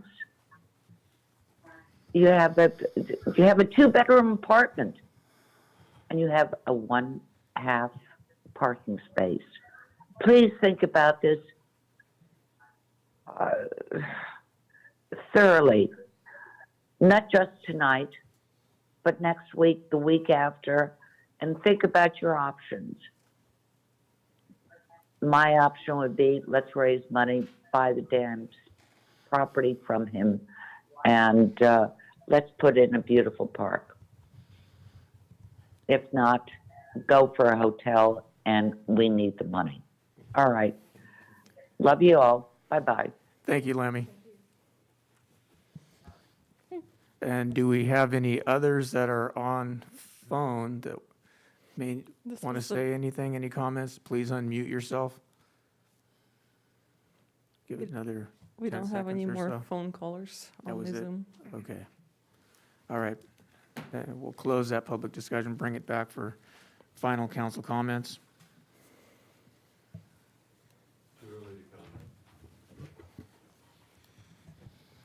This is informational only, so we don't have any action to take. Madam City Clerk, would you please read the title of item number 7? Item number 7 is marketing update, and our marketing consultant is online with us. I will just hand it over to Scott Schumake. Please go ahead. Yep. Hello, Council. Thank you for having us. I've got my team, my trusty team here with me who will go through the presentation. But before we do, I wanted to briefly highlight a couple of things that are not in there that have transpired since we put our presentation together. So first, on the film front, since obviously we're unable to promote events at the moment, specifically the language, as I'm sure the council is aware, but I want to make sure that the public is aware.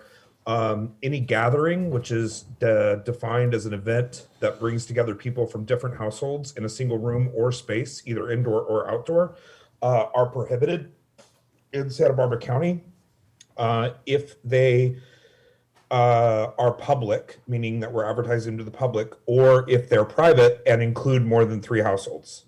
Whether you agree with that or not is above my pay grade, but it is the current rule. So knowing that tourism is currently allowed, events are not, we're looking to obviously bring tourists where possible, and looking to bring film in lieu of some of the income that we would derive from special events. So to that end, we had a great conversation with a Mr. Al Pacino and a gentleman named Jordan Peele, thank you, Jacob, about a project that they're doing for Amazon.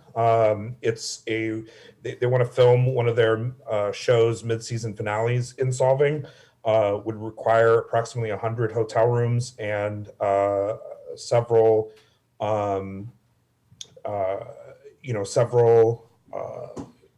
excuse me, sorry, I just realized that I'm talking about this on a public meeting, but oh well. 100 hotel rooms and several days of filming. Obviously, we've restricted that to Tuesday through Thursday to be respectful of the businesses, like the trolley and all of the other businesses, but it could be a big impact, not necessarily from long-term tourism, because people wouldn't necessarily know that it is the town of Solvang in the show, but certainly helpful in the short term, and continues to work off of like the Xfinity commercial that happened at the Wine Valley Inn. So still in the very early stages, certainly nothing is confirmed, and when the time is appropriate, we will of course go to the city manager and if needed, the council for approvals of that. But if it does move forward, they want to shoot in late March, early April. So that's exciting. The website, we're continuing to work to get the website, the Solvang USA website, moved over away from where it's at now. To that end, we had a great conversation with Tracy Beard at the Chamber this past week, and the Chamber has invested very heavily in a program called Chamber Nation, which is very exciting. Their goal is to get all of the businesses in the San Ynez Valley up on this Chamber Nation platform, which I think is fantastic, because if you look at it right now, you know, there's a couple of private individuals that have worked hard to get COVID-related business information out to the public, which is fantastic. The Solvang USA website has historically hosted business information, which is good for tourists, but probably, you know, not as complete as it could be. And then of course the chamber has tour business information as well. So if there's any change in a business or anything else, it's got to be updated in multiple locations, which seems inefficient at best. So in working with Tracy, we're leveraging the Chamber Nation that they're using. So rather than try and rebuild this repository for the business information, they can do that through the chamber. And this goes back to what we talked about back in June when we were brought on, that we really strongly believe in these 4 pillars of tourism marketing for Solvang: a strong DMO through Visit SYV, you know, a strong experiential presence within Solvang itself, a strong relationship with the business community through the chamber, and then of course a strong relationship with the residents through amplification of rec and park activities. So you know, obviously through COVID we're working through each of those pillars, but I'm very excited to leverage you know, to use the Solvang USA platform, which is quite large and is sort of the gateway for tourist information, and leverage the hard work of the chamber in gathering that business information and marry those two together so that tourists have as robust a directory of businesses as possible. So that's very exciting. And that is it for updates that are not in the presentation. And then I'll turn it over to Susie, our marketing guru, who can kind of walk you through some of the exciting things that we've been working on. And then of course we'll hear from Leanna, our social guru, and Anna, our PR expert. So I will let the talented ladies take over from here. All right, I'm going to share the presentation. Here we go, so you guys can see it. So I'm just going to take you through a little bit of website data that we've seen over the past month since the December update. So this is January website traffic. So we did see a slight decrease in website traffic during January due to the site being down for a couple weeks. We are already seeing that traffic being made up since it got put back up. So comparing against December, we had 68,000 visits, and in January, skipping those 2 weeks, we had about 23,000. And then already in the first 3 weeks of February, we've seen approximately 36,000. So through social media, public relations, and then some email blast efforts, we're seeing the traffic rise steadily again. This slide just shows you where people are landing on the website. So we continue to see the COVID information page be the top hit behind the home page. So people are landing on the website, and that's one of the first places that they're directing their clicks. And after that, they're traveling into pages with information about things to do, places to go, and where to stay. Next, we have our conversion metrics. So I'm just going to compare kind of December and January here. So with the, again, like I said, with the site being down, we're a little bit less of a dollar amount, but we did see a higher ticket rate. So we saw more people convert, and then the total was $3,360 as compared to December, which was $4,725. Looking at an aggregate conversion rate since the time that IDK took this site over, we've seen a total of $24,000 be pulled into website bookings. And the only metric we are pulling here is if people are booking directly through our website with the widget.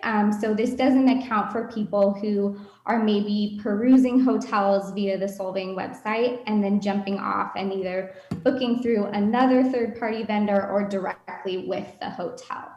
But this aggregate number is pretty high. Yeah, and you'll see a slight increase there, obviously, between July and August and then into October. All of our paid advertising that we've been doing directs people specifically to the Solvang USA site in order to, to book. So that's the call to action, is to book through our site.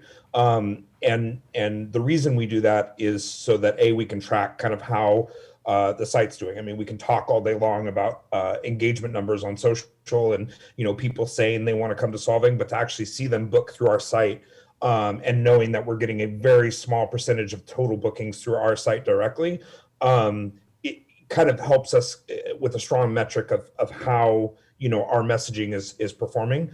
So that bump is directly correlated to our paid marketing driving people, to the website. And then the second reason that we do that is the data behind this is incredible. So we have full name, physical address, email address, phone number, credit card billing zip code. We have all of that data for these bookings, so they become really valuable retargets for us in the future. And we're seeing some success there already as we, see people who have come and stayed, and we're able to retarget them with our mailing list. And, we see friends and family of those initial targets now starting to travel. So, and knowing that this is in COVID and, people are already kind of cautious to travel, these are good numbers for us. So sorry, Susie, you can continue.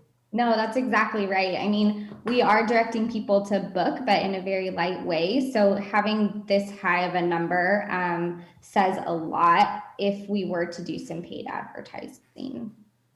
And then the last thing, we did have some Solvang landing page results. So I just kind of wanted to show you this little bump towards the end of January was due to some interaction with referral sources. So that page alone got 2,000 visitors, and a few of them returned to make 2,500 views and 223 conversions. And the conversion on that page is actually entering information and signing up for updates. So like Scott said, we're pulling this data into lists that we can use in the future to talk to our choir of people that we know that love Solvang. Yep, and this, just for everybody's information, the School Solvang landing page is sort of our gateway into the celebration of some major landmarks in Solvang. We obviously have the 100th anniversary of the Solvang Chamber of Commerce happened in 2021. We have the 110th anniversary of Solvang, as everyone well knows. And then there's quite a few milestones for some of the merchants as well. So again, absent big in-person physical events, we're drawing people into this sort of virtual celebration of Solvang and continuing to drive that messaging that if you feel comfortable traveling, there's plenty to do, plenty to see, plenty to know about. And in partnership with the Overhoy, a lot of their messaging is also using the Skull Solvang language for 2021, so that we're kind of wrapping everything that's happening in this sort of moniker of Skull Solvang. So yeah, sorry, continue. Yeah, no, this page is being continually updated, like Scott said. So yeah, we will be receiving traffic sources from multiple people to this same page. So we'll continue to watch how it performs over the next few months. And then up next we have social media. So I will let Liana take over here. And then Susie, if you don't mind continuing to click through for the rest of the folks. For sure. Of course. Hi. Okay, I'll pick up for the social media report. Starting with the next slide. This is taking a look at an overview of the social media stats over January. On Instagram, you can see that we had over 337 impressions, 491 new followers. To date, the account this close to hitting 17,000, which is a great milestone. You can compare that to the January growth, which was comparable at 369 followers. This growth rate actually outperforms the entire travel industry by over 6,000%, which is excellent. For Facebook, we had just under 12,000 people were reached with 107 new followers for the Facebook page. Next slide. Here's an overview of the top performing content on Instagram. You can take a look at the numbers here. This is within a 90-day span. So you can see that the Danish architecture consistently outperforms almost every post. Street scenes do really well. And of course, the Christmas content is a favorite for everyone. Okay, how does Solvang compare? So our 30-day engagement rate outperforms all of the other local DMOs by far consistently, which is great. In terms of the 30-day growth rate, Solvang is standing strong with Monterey, Carmel, and Santa Barbara. Something that I want to note for the growth rate is that Monterey, Carmel, and Santa Barbara all have followers from 47,000 to 107,000. And the bigger the account gets, the more followers per month that you get. It's kind of like a snowball effect. So the fact that Solvang is up there with those top performers is a really excellent place to be. Yeah, and I want to make one note here. I know there's a new show on HBO that talks all about, it's a documentary on HBO about social, and I highly encourage anybody who's a nerd like me about social metrics to watch it because it's great. But one thing I want to make crystal clear is we've never once bought a single like, follow, or any engagement ever from any bot or anything. And you can see that in our engagement. It's very authentic and very real. And not to put Jamie on the spot, who I don't think is on the call anymore. Oh, there you are, Jamie. Hi, wave. Hi. You should take a moment to shine because, and I'm going to embarrass her because she's very humble, but Jamie came up with this brilliant idea to ask questions to our social following, to the nearly 17,000 people, and literally say, you know, what are some questions that you want answered? And they submitted a whole host of questions, which she then put onto a Google Doc that our entire team works to answer. And if we don't know the answer, we reach out to the local community to get those answers. But that is brilliant, and the response to that is amazing. And folks get super excited when we call them out, you know, because it is a relatively big channel. So people get super excited when we call them out, and we're like, yeah, you know, at so and so, you know, asked us, do people speak Danish in Solvang? And like, the answer is, of course they do, and blah, blah, blah. And then she puts, you know, she manages to tie in history, and it's brilliant. So if you're not already following Solvang USA's Instagram, I strongly recommend that you do. Jamie, you know, literally spends all day with her beautiful daughter on her lap, answering all of these questions and engaging with those followers. And she does a fantastic job. So, I just wanted to make sure to call her out because I think that whole question thing is, and it's given us tons of content over the next couple of months to, you know, absent some of the things that we would normally be doing this time. Yeah, if you want to go to the next slide, Susie, it'll back up those visuals that Scott was just talking about. Oh, how'd I shut up and let you go forward? Sorry about that. No worries. Yeah, just to like riff off of Scott a little bit. So we did a post where we wanted to collect people's personal information. Like we can look at analytics and see where the majority of the followers are coming from, but this is a way to get people responding and engaged and loyal with Solvang, share an anecdotal experience about traveling, and also if they had any open-ended questions about Solvang. So here are 3 samples, someone from Oregon, someone from Denmark, someone from Walnut Creek asking questions. So like Scott said, we kind of consolidated we had over 40 responses directly on that post. And we consolidated them into a spreadsheet, and we're running the new social media campaign, You Asked, We Answered. And so once each post is released, the original question asker gets tagged, and they've showed appreciation for being acknowledged and have a post devoted to them. And then we're also leaving it open-ended so people can continue to ask questions. So this is great, frequently asked questions. It gives us great content to work off of, and we can see what people actually do want to know about Solvang.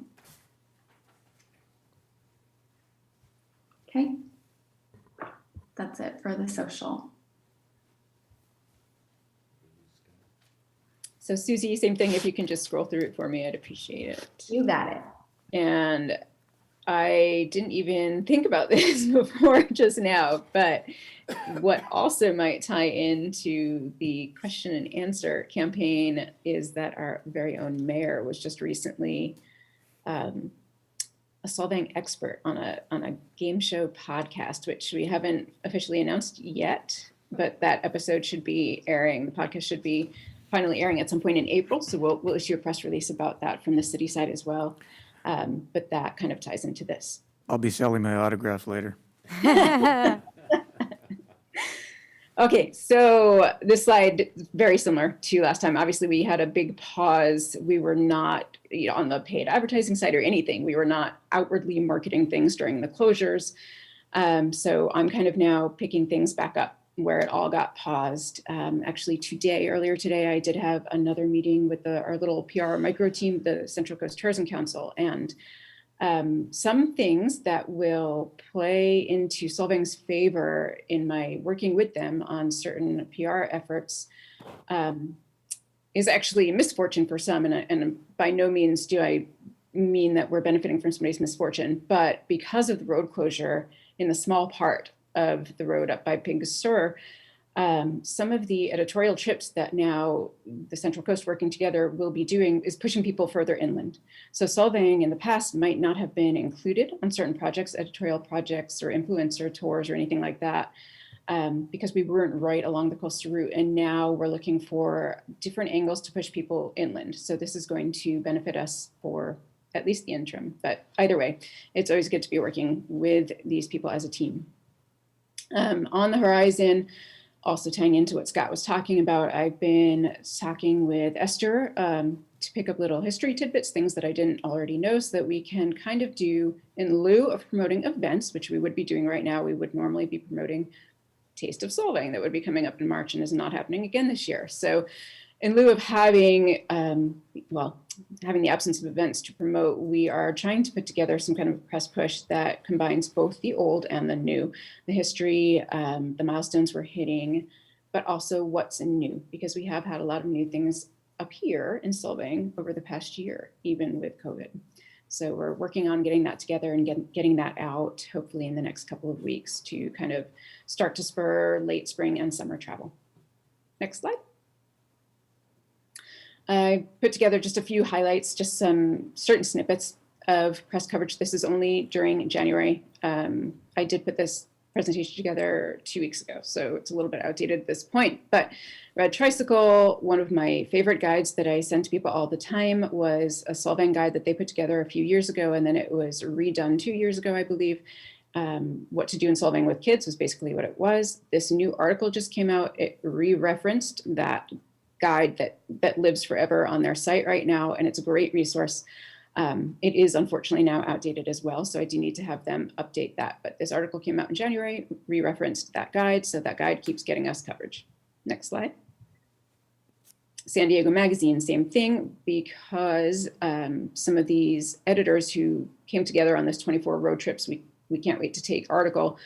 Some of the contributors to that obviously couldn't travel again this past year, so they did pull from old editorial research trips. And I had an editor in the Valley probably a year and a half ago. So some of that material, places that she visited in Solvang originally, did show up in this piece that just published in January in print and digitally. Okay, budget travel. So this, again, we're still seeing the European thing. Can't get to Europe, come here instead. This was a piece that was originally driven by Visit California, and they tossed Solvang into the pitch for this, and obviously they succeeded in that. And it happened to be written by the same writer who wrote the Smithsonian piece for us back in the fall, not for us, but included us back in the fall, which I was really excited about, just a new outlet for Solvang. So this piece hit, fabulous article, brand new imagery, which is nice. It's not the regurgitation of all these other images that we see all the time in Solvang. That's it. Next slide. Where Traveler, same thing. 9 U.S. cities with international flair. This one, unfortunately, same as with budget travel. Both of these we had provided information and or imagery back in November before everything closed back down. So these were things that were postponed and finally published or posted in January. Westways Magazine. This is the spring issue, which I'm sure lots of us receive in the mail. It's out right now. They were looking for a cheap eats place. It had to be something that was $15 and under, which is really hard to find anywhere. So I offered them Copenhagen Sausage Garden, which was actually one of the only places around that fit that bill, literally. So we were able to get Solvang and Copenhagen Sausage Garden into the print issue of this magazine, and this feature will eventually be digital as well. But again, with Westways, what's so important is that it's so expensive to advertise in this publication. Even that small 1/4 or 1/3 of a page of that appearance with something to do with Solvang still would be, if you were paying to run print in there, upwards of $14,000. So it's really nice to get editorial coverage in these magazines. And they go to 4.5 million people. So also in January, we had placement in this 8 fun budget date ideas in Southern California, which came out before Valentine's Day. And then this also went out in the email blasts that go out from AAA to all of their subscribers who provide an email address. And again, that's anybody who is not necessarily AAA insurance, but just a AAA member in general. If you hold that card, you get these things. So this was an article that ran down these 8 fun budget date ideas, and I was able to sneak Solvang into it by providing Caillou Cheese Shop as an option for a picnic basket. And then I also got Lompoc into this with their murals. Next one. So upcoming, and again, since this is 2 weeks ago, we have new opportunities that have also either come back to us because they were postponed, or even newer opportunities. But this PBS TV's Week in Explorer, we've been talking with this man about coming to film in Solvang for about a year now, and it just kept being postponed because of the pandemic, obviously, and not being able to travel and it not being safe. So we're back in talks with him again about possibly coming to do something in the spring. SoCal Restaurant Show, Andy Harris, who's the host, he did a live taping of his show here at the Lansby, from the Lansby. Might have been 2 years ago, about that now. So now he's gonna hopefully come back in the spring. He'll come back and do his research trip, and then maybe during the summer do another live taping, and that would be talking about Valley-wide, not just Solvang, everything that's new on the restaurant scene here. Locale Magazine, this was a digital feature that we had in the fall or late summer, and now that's similar. It'll be similar to the article that published digitally. That will be going to print in their magazine in March, and their magazine goes to about 250,000. Well, it gets circulated about 250,000 copies, and that goes to all 4 markets of San Diego, Orange County, Palm Springs, and Los Angeles. And then we also have Travel Pulse. This is another article that I'm working with the whole team along the coast to bring this person down from San Francisco down to Solvang. Solvang's her stopping point, and then she'd go back up. And again, this was something that was put off. It was supposed to happen in December, and we had to wait. And this is actually dual. I learned today that she will also probably be doing a similar piece with the research she does on that trip for Forbes.com, hopefully, fingers crossed. And then we have another budget travel piece, which I can expand upon later because I'm not really sure which way this person's editor is going to go with it, but it will include Solvang as a main focus of this piece. And then Travel Mag, that would be the same writer as for budget travel, but it's a completely different piece. So that's going to be coming from San Diego up the coast to us all the way up to like Big Sur and then back down. So hopefully that will come through as well. And that's it. Yep. Great. Any questions? Oh, I'm sure there's questions. I'm happy to take questions at this time. thank you all for your work that you guys all do. I know I had a really great time getting back to what I got to do, so it was really fun. Yeah, and I will say that we should probably, and I'm happy to chat. I have not chatted in detail with the city manager about this yet, and I'm happy to take it to her. But we should talk. You know, obviously through other projects we're working on, we're beginning to work with state more on guidelines for safe events. And, you know, I know Santa Barbara County has begun allowing some limited entertainment in permitted bars and restaurants or restaurants. So, you know, things are inching that direction, but, and, you know, we want to be respectful of how hard it is to plan an event without knowing if you can do it or not. But we also want to be respectful of the local public health and nobody does, it doesn't do anybody any good if we just make a mess and everything shuts down again. So, you know, I think there's been a couple of fall events that have come to us. You know, there's a gentleman that wants to do an event in April that's reached out, and, you know, we replied with what we knew at the time, which is, you know, as of today, events are not allowed, and we don't know when that's going to change. And so, you know, I know that this local council doesn't have the ability. None of us have a crystal ball, but it would be probably good to get some guidance about how you want us to engage with folks looking to start doing events. You know, we've been hesitant to publicize anything that's happening, you know, especially because they're not allowed. You know, so some guidance there would probably be helpful in we could schedule that for the next meeting. So it's a broader discussion topic. I have a comment. Go ahead. Scott, that's funny you say that, because on the top of my list, and I haven't talked to you in a long time, but my biggest point was, is Solvang giving you enough direction on what Solvang needs? So you kind of beat me to it on that, because we would love to sit down and discuss more on you know, parameters and what we expect of you and what we hope you can do for us.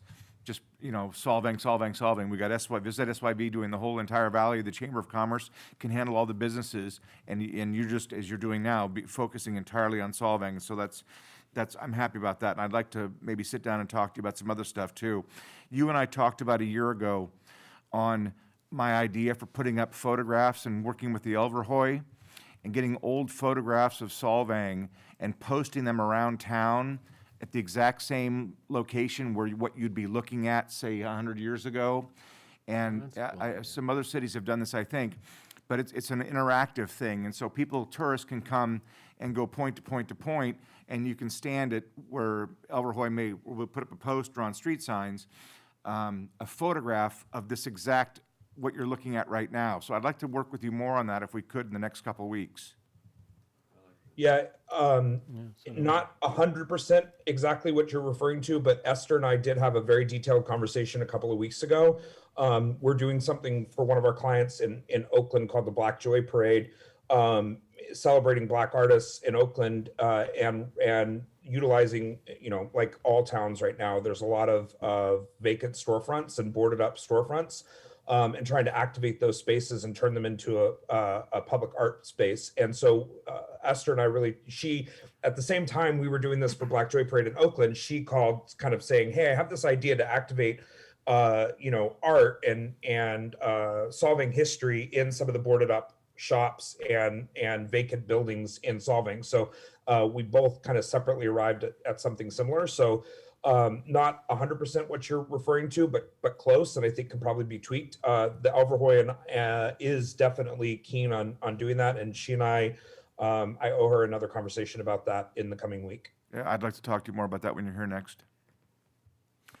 I like Robert's idea, Councilmember Clark. And I'd like to support that as well. One of the things that I think we could do in conjunction with that is that Tracy Beard over at the Chamber of Commerce is developing a smartphone app that will give you a map of the city and where things are. And if we had all of those photographs as little icons on that map, I think it would be a great joint venture. So we get the tourists out there and they get to see all of these pictures as well. And to change to a different subject, if I may, were you listening when the gentleman from Wheels and Windmills made his presentation? I'm sad to say that I had not yet joined, but I heard the tail end of that, but I wasn't sure who that was. But I'm sure I can chat with the city manager tomorrow and get an update and resolve any concern there. Yeah, it's an interest on everybody's part for him to plan something in the fall here as a car show. And he said he tried to reach out to you and hasn't been successful so far. Okay, yeah, I'll definitely follow up with the city manager tomorrow, get the details and figure out where we're at. Thank you. Are there any other questions of the staff report? Yeah, hi Scott. I'd like to commend you on your effort to connect what the city is trying to do with what the chamber is doing, our local businesses and residents. I think it's vital for all of these different pillars of our community to work together to really make our promotional efforts successful. And I think it's been overlooked in the past, so thank you so much. I have a few questions about the website. I see there's a lot of information that people can click through. Occasionally, there's people that like a phone number. Is the phone number listed on the website? Who's answering that? Is that the visitor center? I'm not sure which phone number, but the visitor center during their business hours does answer the visitor center line, and outside of visitor center hours, we respond to voicemails. Okay. Yeah, I was just wondering, because I did see a phone number, so I was wondering who's in charge of answering that. Yeah, I'm sorry, Jacob's just answering. Yep, yeah, that's the same. So we did, there used to be separate numbers. And so when Brenda, who's been doing a fantastic job at the visitor center, took the visitor center back over again, we made sure that we tried to get rid of all of the disparate phone numbers that were out and about and focus on the one. So during business hours, which I believe our Brenda is on, I don't know if you want to correct me if I'm wrong, I think it's Thursday through Sunday. It rings to the visitor center, and then outside of that, it goes to a voicemail that Angie on our team responds to. Okay. And as far as inquiries for media filming, who coordinates all of that? Is that you guys? If they're city related, if they call the city, and the city recently changed their phone system, so I'm not 100% sure, but I think that if somebody calls through the city for that information, I believe Rec and Park answers. If they call through the visitor center number, then we get that call. And then there's a media email that goes directly to Anna for PR requests. So just to clarify, we have an option on our phone tree that directs the call for marketing, specifically business information, to the visitor center /IDK line directly. Yes. Okay. Yeah, and there's an option there that basically says push 1 for visitor center information, and then push 2 for tourism marketing information. And then, 1 goes directly to the visitor center, and then 1 comes to us. But they both end up in the same voicemail box if nobody answers.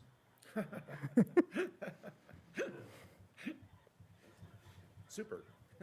Scott, I had just a couple questions related to types of events that may or may not be able to happen. I'm totally into live music, love to hear stuff going on.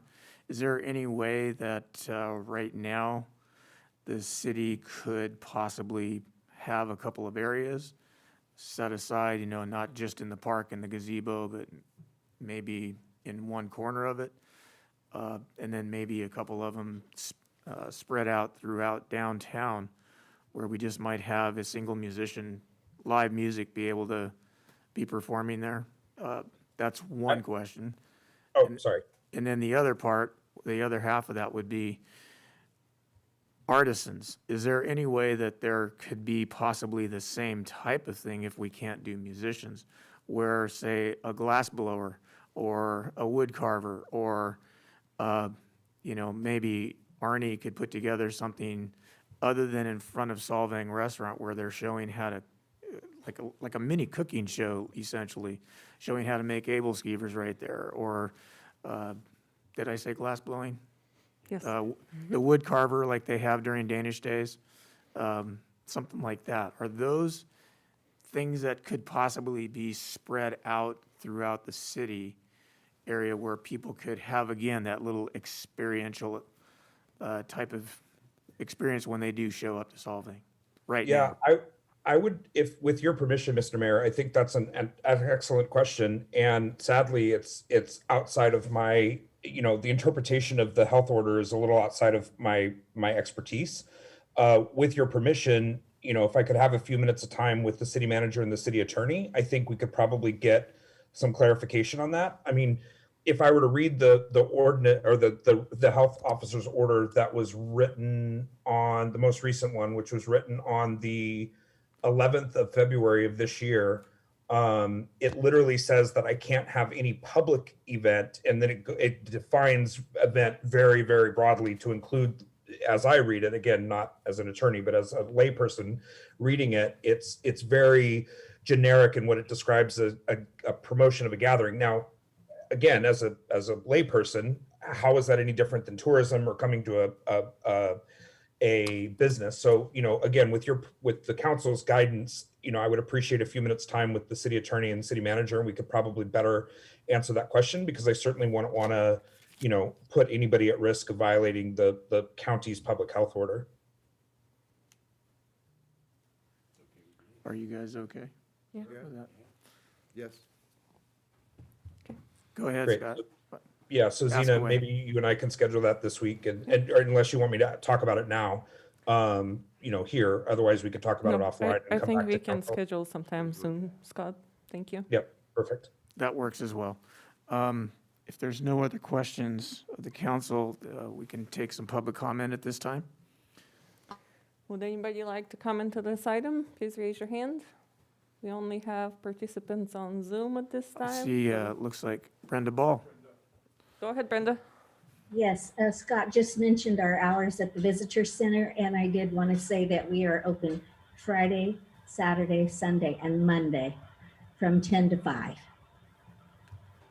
Thank you. Thank you, Brenda. Yeah, thank you for that. Are there any other questions out there? If anybody else would like to comment, please raise your hand on Zoom or unmute yourself. See no other public comment. Seeing none, well, then this was for informational purposes only. Well, Correct. no action needs to be taken right now. I'm wondering if we could just take a 5-minute break. And but before we go into that break, I was wondering if I could get a consensus from the council to continue after we come back in 5 minutes. Yeah. All right, going to take a 5-minute break. Thank you.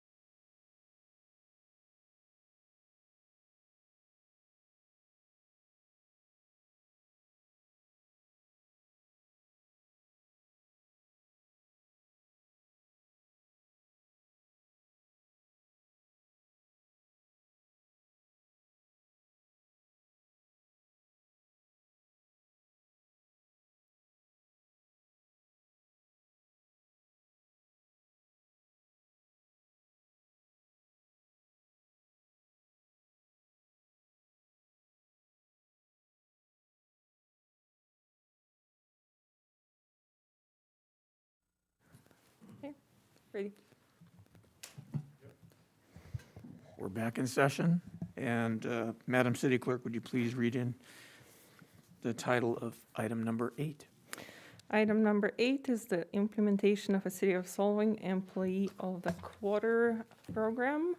And this item is really, we recognize that COVID-19 has been a very difficult time for our organization and many others, and people in general. It's been once in 100 years, hopefully not more often, type of event. And our organization took a large hit and had a lot of dramatic changes to it. So in effort to start to provide some normalcy in our organization and starting to focus on rebuilding our organization, moving in a positive direction, we thought of this program as a small token from city commitment that takes very little funds, but gives an employee of each quarter something that I think is hopefully helpful and rewarding.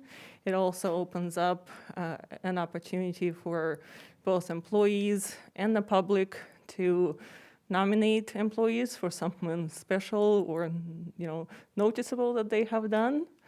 So it opens up that positive, I think, conversation. We are still playing and doing all of the past recognition programs that employees have well liked here in the city, such as the Yes Awards and the quarterly luncheons that have been a standing practice that staff appreciates. We also recognize the level service, years of service for those who have been here for more than the average employee time. But this gives us yet another way to interact with the community and the employees in a positive way, and have a program that recognizes someone every quarter for their exceptional performance. With that, I would like to ask our David Packard, assistant to the city manager, who has kind of developed this program and looked at other jurisdictions, to make a presentation, and we would be happy to answer any questions. So like Zena mentioned, as Zena mentioned, my name is David Packard. I am assistant to the city manager is the role I have here. And for your benefit and also the community, I've been here since the beginning of November, so still really trying to get to know the community, the businesses, the residents, fellow staff members. It's been a welcome experience. I am loving, and my family also, we are loving our time here and in this city, in this community. Most recently, I came from working for the city of Mesa, Arizona. I was there for about 6.5 years.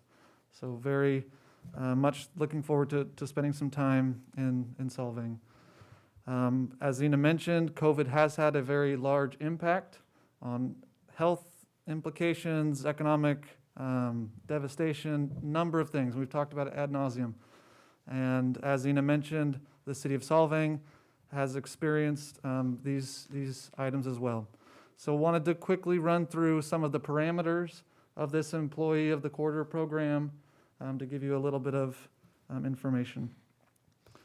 So what is the purpose? Employee morale is critical. People trying to juggle childcare, working from home. There have been numerous impacts that the public has experienced and City of Solvang employees have experienced. And as I've seen, the city and city staff are very closely tied to the community. We have great levels of resident engagement. As we've talked about a couple weeks ago with the general plan update, we had 55 plus residents there on a Saturday morning wanting to tune in. That's excellent. And we have a very engaged community. And one of the goals of this program, while building morale for staff, is also to really incorporate the community. Increase public awareness of maybe those things that a staff member has done that really goes above and beyond. And then third, one one purpose for creating this is to inspire other employees, other community members to do more. So some of the components of the program, we would like to highlight one outstanding City of Solvang employee each quarter. We would do that in the month of January, April, July, and October. Some of the benefits that the employee of the quarter would receive: they would receive a cash award of $100. They would also receive a certificate at a city council meeting. It could be a photo op, it could be, there could be a brief minute to explain what exactly they did, what their contribution was. We would also feature this employee in the city's quarterly newsletter, as well as on our website. There are probably other items that could be done too, but we want to start with those. To give a little bit of information on eligibility, all employees would be eligible for the program, apart from the city manager, as well as any employee that has received the award in the past year. I want to give everyone a chance to be recognized. So to nominate an employee, as Zena mentioned, employees can recognize their fellow employees. Also, city contract workers could make a nomination. Residents could nominate an employee, community organizations, and yourselves also as elected, appointed city officials, you would be welcome to nominate a city employee for this. And nominations would be made for outstanding performance in one or any combination of 6 different areas. And they're listed here on the slide: overall work performance, leadership or interpersonal skills, public relations, cost saving / safety suggestions, teamwork, emergency response. This is really to highlight, those above and beyond actions.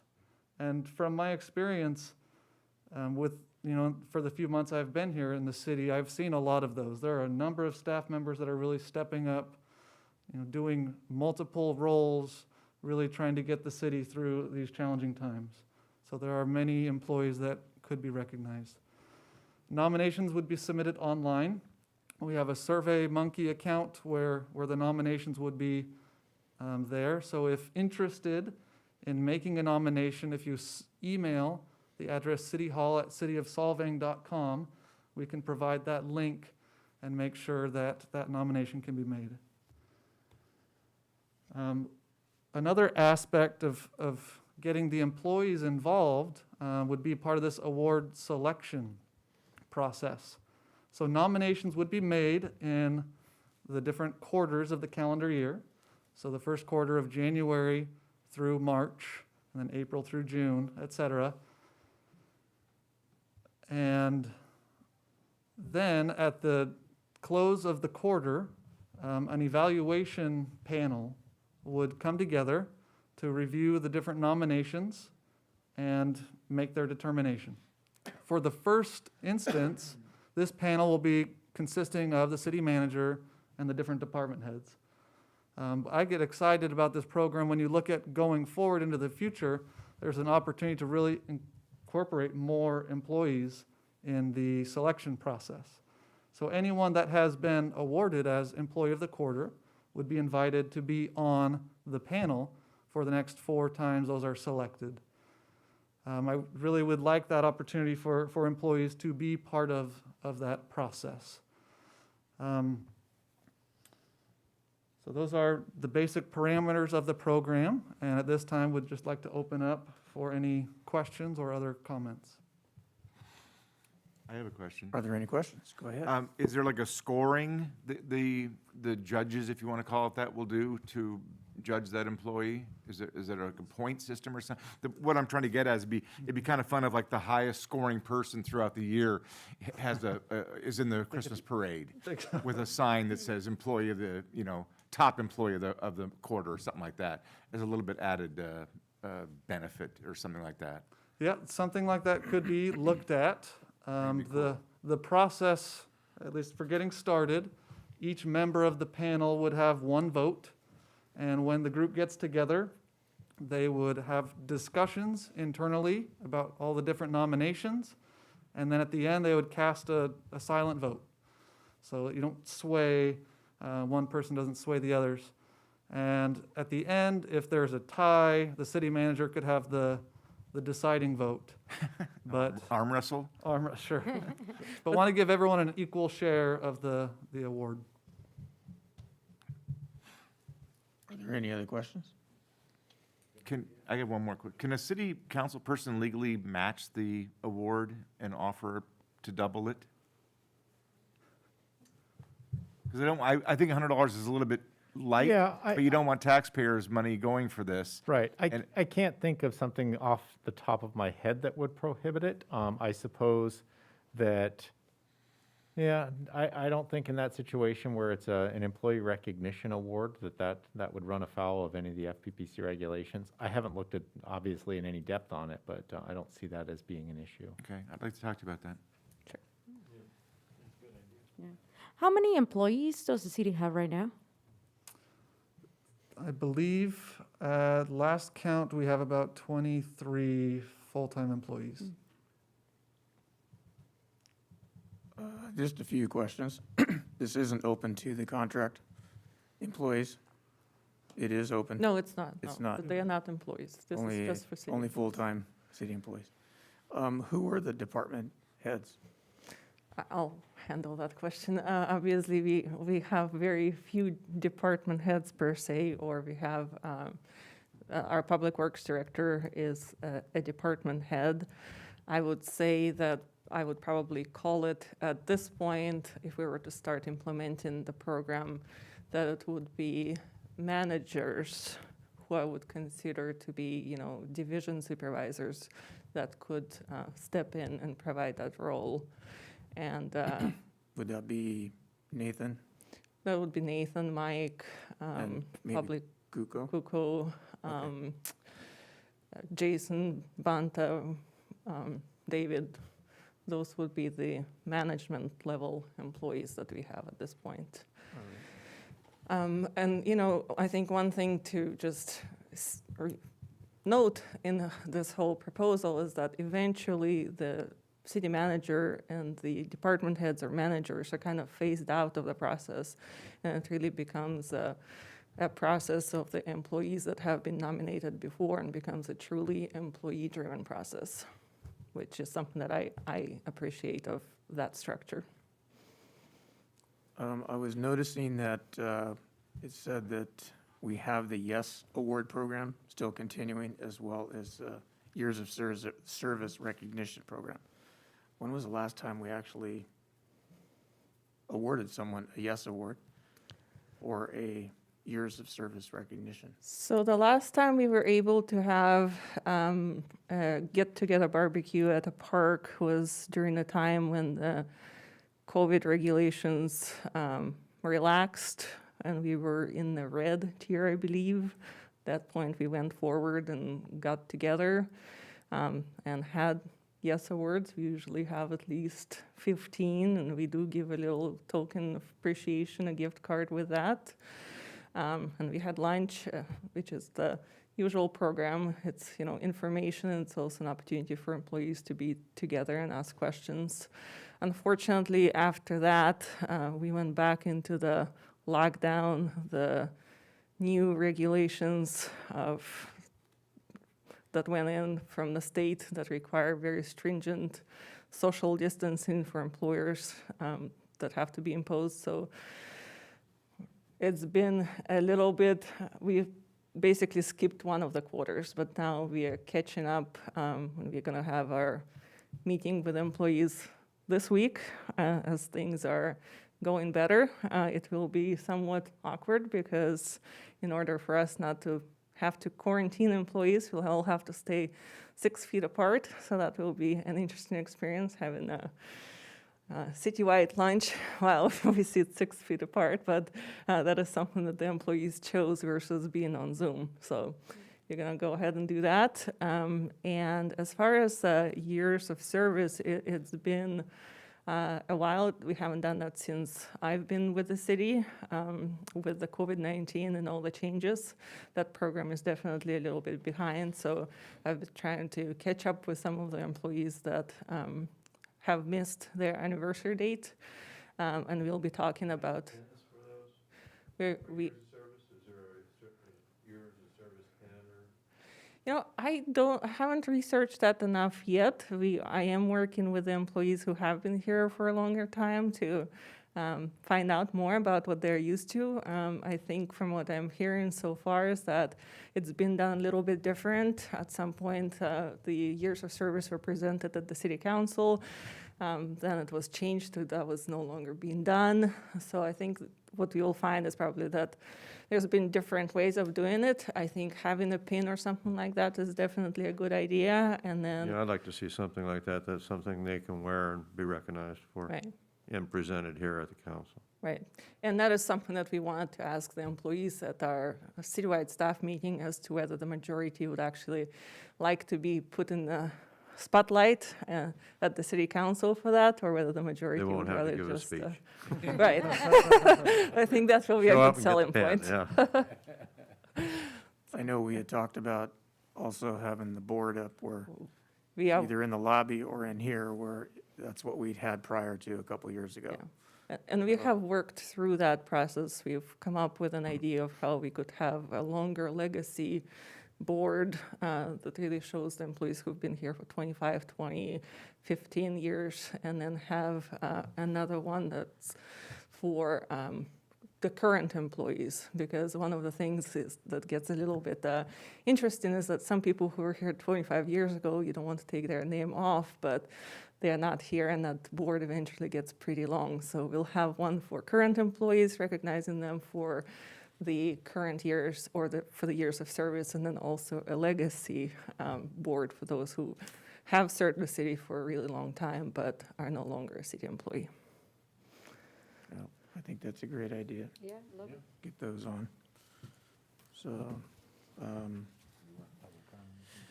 do we need public comment on this? We should take public comment, and this isn't an item where we are an asking action. you to approve it. So if anybody would like to take or make public comment now on Zoom, please raise your hand or unmute yourself. Seeing no public comment. All right, bring it back for. Thank you, David. Thank you. Any other discussion? I think it's a good idea. All right. I know at some point I would like to just kind of along the same vein here is recognize some of the employees that were terminated back a year ago that had over 20 years or close to 15 on a couple of them, and maybe give them a little proclamation as well. So I know I'd been working on that with our city manager, just so you're aware. I also like Councilmember Clark's idea of pitching in a few more bucks, because the $100 is it's dinner. Let's give them 2 dinners. We all Yeah. just pitched in $20 every time. That'd be $100, another $100. It'd be double the price of it, and doesn't cost the city anything. Yeah, we can talk to Zena about that. It'd be fun. Yeah. And then they get a nice little treat. Sorry. All City right. attorney is, Is there a vote on it? I didn't have it. there is Not no yet. vote yet. Joking ahead. Still discussing. Do we have a motion to approve the city policy to establish a City of Solvang I'll move that employee we, voter program? I'll move that we establish a city yes program. Do we have a I'll second? second that. Okay, Councilmember Clark, Yes. Councilmember Infante, Yes. Mayor Pro Tem Arona, Yes. Councilmember Thomas, Yes. Mayor Urick. Yes. Passes 5-0. All right. Madam City Clerk, would you please read the title of item number 9? Do we need a motion? You To just extend need it, an- it's that time, isn't it? Oh, I thought, I'm No, sorry. I know you talked about it, but I I think we have to know. actually vote on it. Do we have a motion to extend the meeting? I'll make a motion to extend the meeting past 9:30. I'll second. Councilmember Clark, Yes. Councilmember Infante, Yes. Mayor Pro Tem Arona, Yes. Councilmember Thomas, Yes. Mayor Urick. Yes. Thank you, Robert. Sure, thank you. It'd be fun to vote no, just for, It has happened. I've done it before. All right. Moving on to Title 9. Item number 9 is to adopt a peddler business regulations urgency ordinance. This item came from based on an actual application for this type of business coming into the city, and the recommendations are coming from the city attorney. Thank you, Mr. Mayor, members of the council. Before you tonight is an urgency ordinance regulating sidewalk vending. We haven't done an urgency ordinance that I recall since I've been interim, but it will need a 4/5 vote to pass with the findings that are set forth in the ordinance.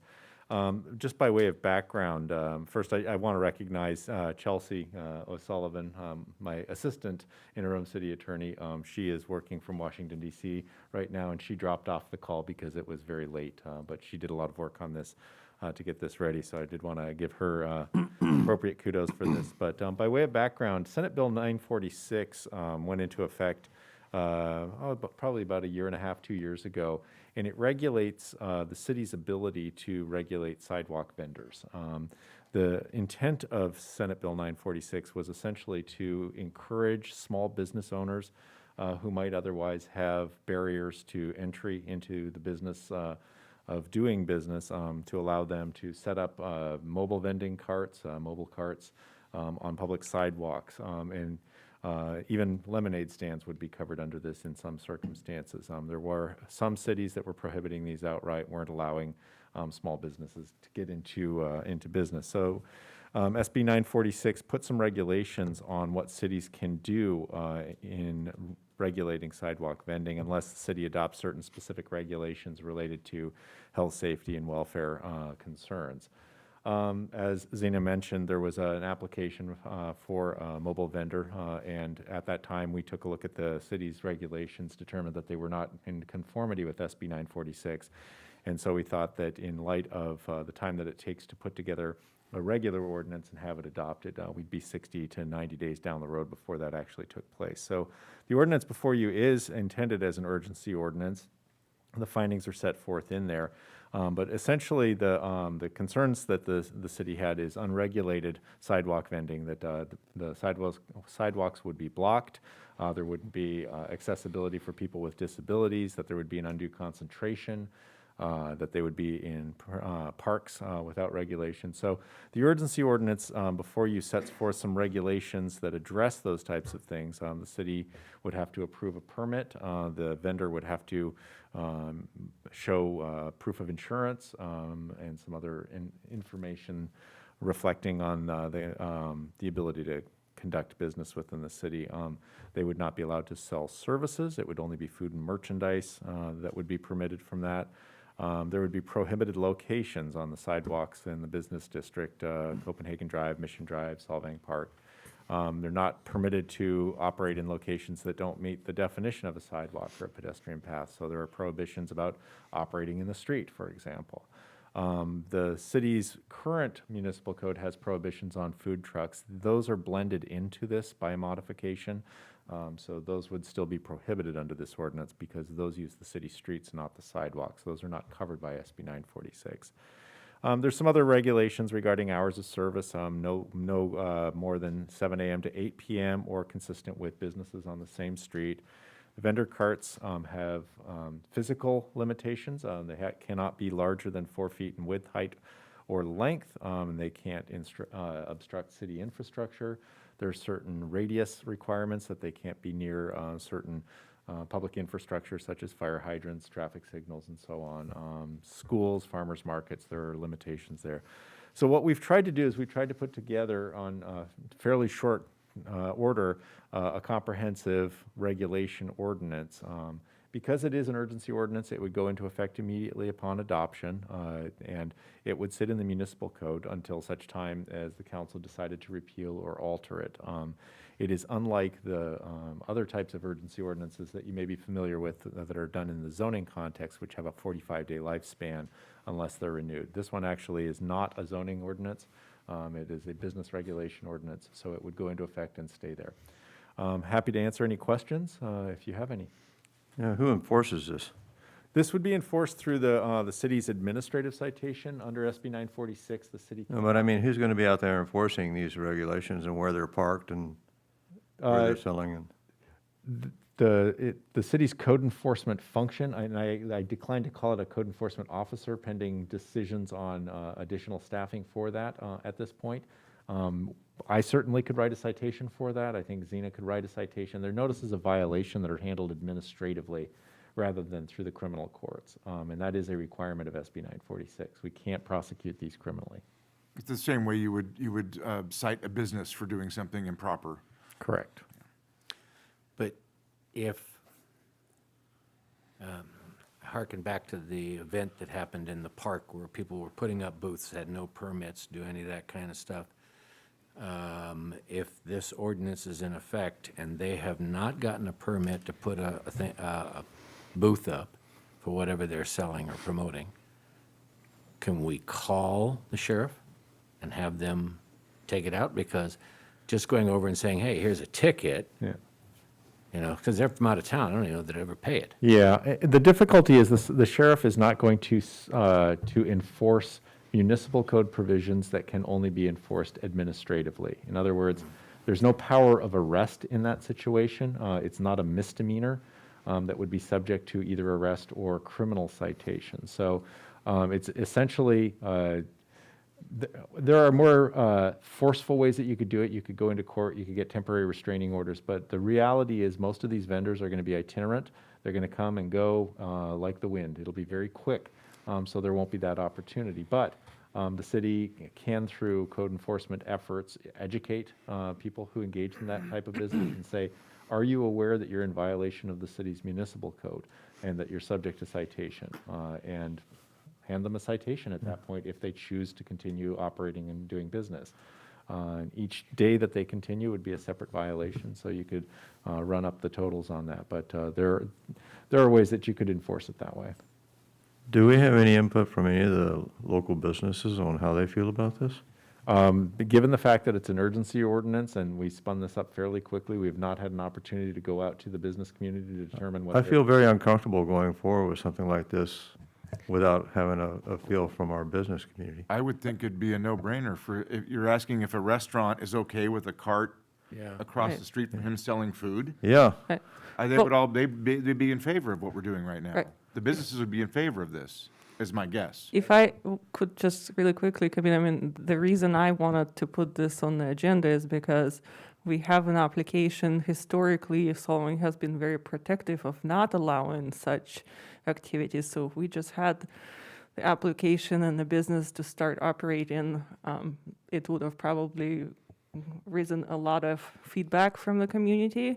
So this actually protects us more than we would otherwise be protected without this urgency ordinance. We have to issue the business the license because of the new law that went into effect a couple of years ago. This gives us some parameters and some venues for enforcement. What are the locations that would be allowed for the vendor? So it's more by exclusion than permission. The way SB 946 is intended, you have certain limitations on regulating mobile vendors. So we can prohibit stationary vendors in residential neighborhoods, but we can't prohibit mobile vendors. So if they're pushing a cart selling goods and merchandise, not services, goods and merchandise, in a residential area, they're going to be protected by Senate Bill 946. But because we've made the findings in the ordinance that there are narrow sidewalks in the central business district and on Copenhagen, Mission Drive, and Solvang Park, those are prohibited locations, and we would be able to enforce in those situations. A while ago, I remember having to write citations for the SMC 7-3-6, which was the peddlers without a license, and they were all the musicians that would set up and play music, you know, mainly because they had their guitar case or whatever music case they had opened up, you know, soliciting without getting permission from the city manager. So I'm assuming that's some of the same people that we're now going to be allowing.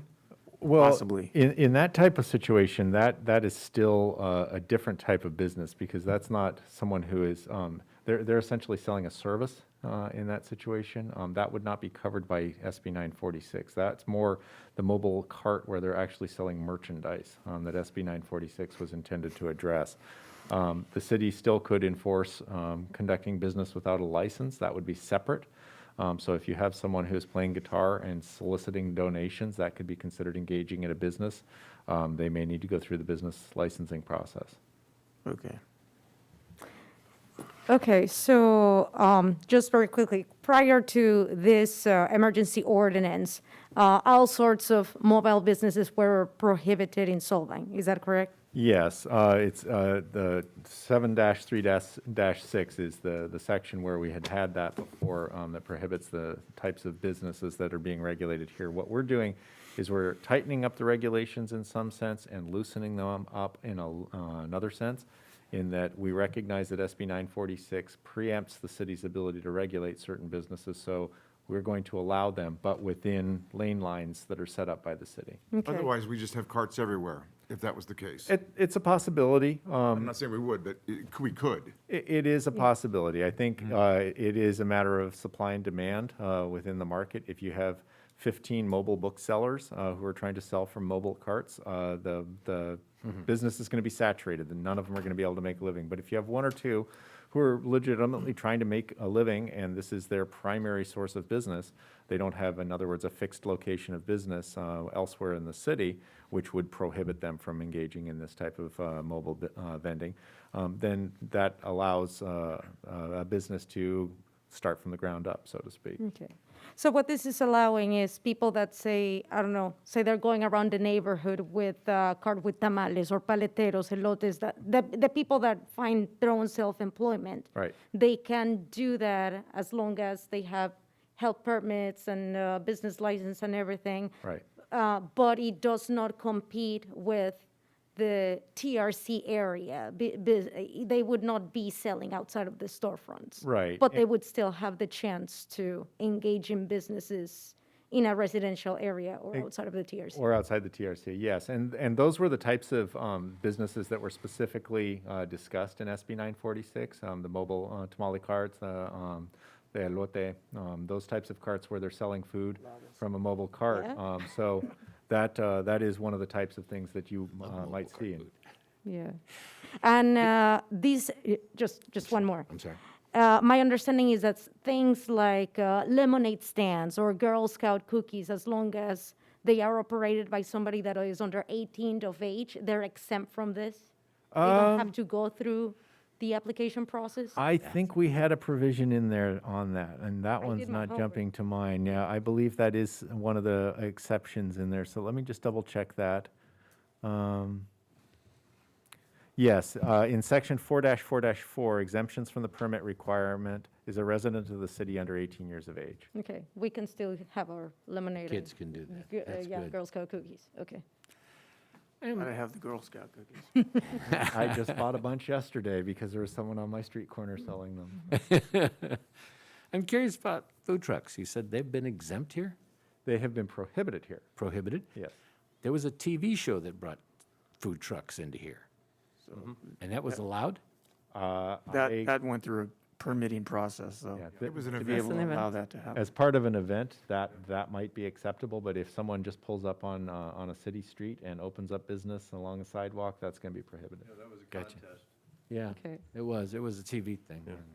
Okay, so we'll still be able to have, say, the vendors at Earth Day or Danish Days under Yeah, their there's, own permitting? those will be the exceptions to the exception, so to speak. The city has the ability to regulate the use of its public property in ways that are not preempted by state law. So if the city wants to open up one of its parking lots to allow a food truck fair, for example, and it's part of an organized event, the city would take a look and make sure that those vendors have appropriate permits for health and safety, appropriate insurance, indemnification, and all that. So those will still be an option.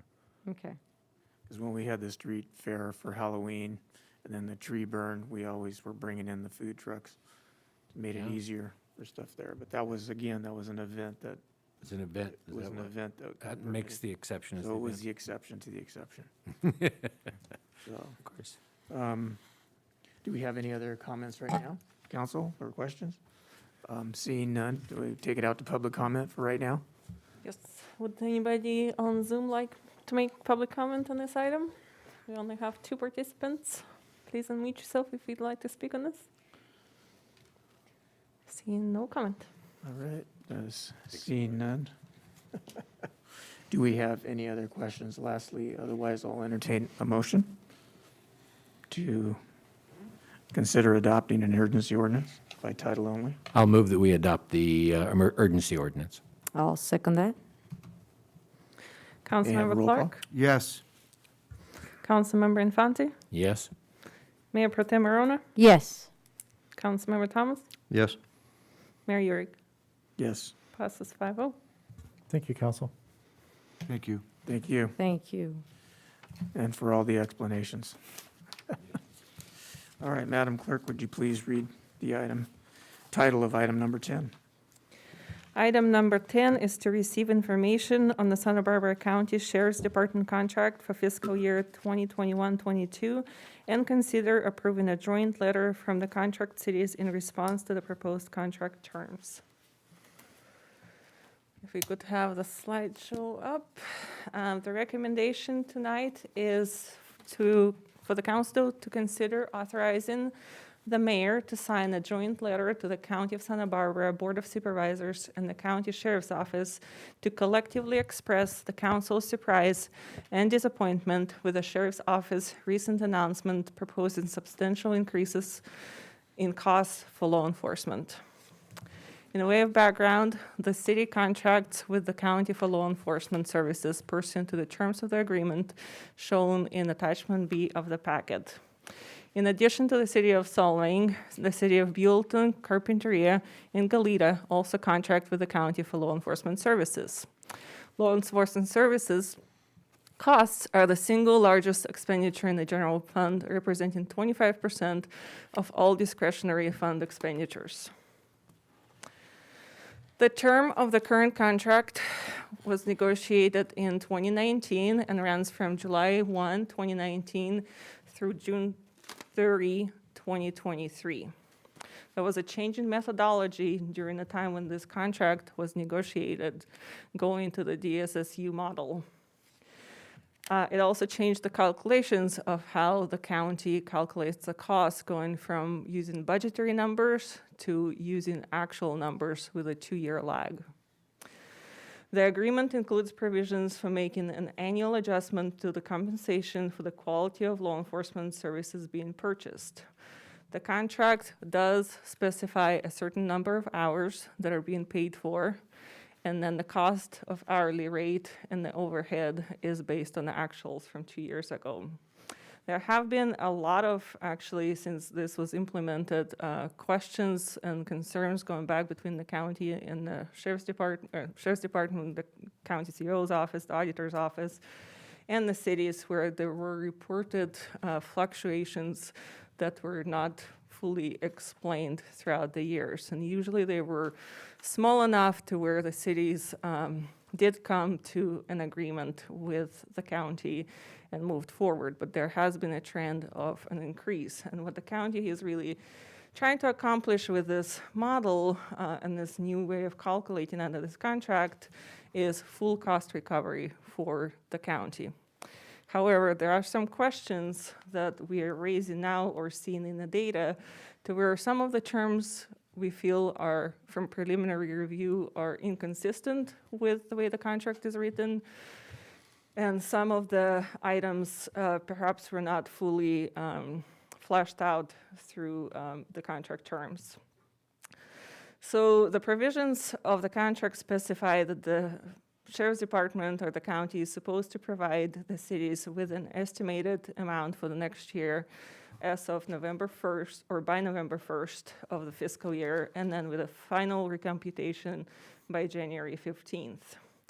On November 10th, the Sheriff's Department submitted an estimate to all the contract cities indicating an estimated increase of 5.5% for the next year. That was already a little bit high, and there was absolutely no data or explanation provided at the time for that increase. On January 14 of 2021, the Sheriff's Office provided contract cities with an annual computation amount for fiscal year 2021-22, which was very shocking to the cities, as it was an increase of nearly 37%. So the cost of this computation proposal for the city of Solvang would be nearly $2.5 million for the next year. Now, this includes the recomputation of the rates proposed for the next fiscal year, as well as a true-up from prior years, which includes both costs recomputations and hours recomputations. Those are the items that the cities are disputing, at least until such time that we can review the data insufficiency. So based on the data provided to the city, the city believes that the final recomputation, attachment C, is based on a modified compensation methodology that is inconsistent with the provisions of the current agreement. On February 12, 2021, the city manager issued a notice of contract dispute concerning proposed fiscal year 2020-21 compensation and fiscal year 2021-22 recomputed compensation, which is attached in your attachment D. That was done to preserve the right for the city to state its position that their computation is disputed. The contract cities are working together in collaboration and are sending similar letters to the county. The city disputes the proposed terms at a minimum until the city has had an opportunity to independently validate and confirm the data. Not all of the data that we requested has been provided, or actually a lot of it has not yet been provided to the cities. So in the meantime, we are continuing to work on a weekly basis with the Sheriff's Office and the County Executive Office to resolve this matter. Today's recommendation is for the City Council to consider collectively, through a letter from the Mayor to the County of Santa Barbara Board of Supervisors and the County Sheriff's Office, expressing its opinion of surprise and disappointment with the recent announcement from the County Sheriff's Office proposing substantial increased costs for law enforcement services, as is shown in attachment A.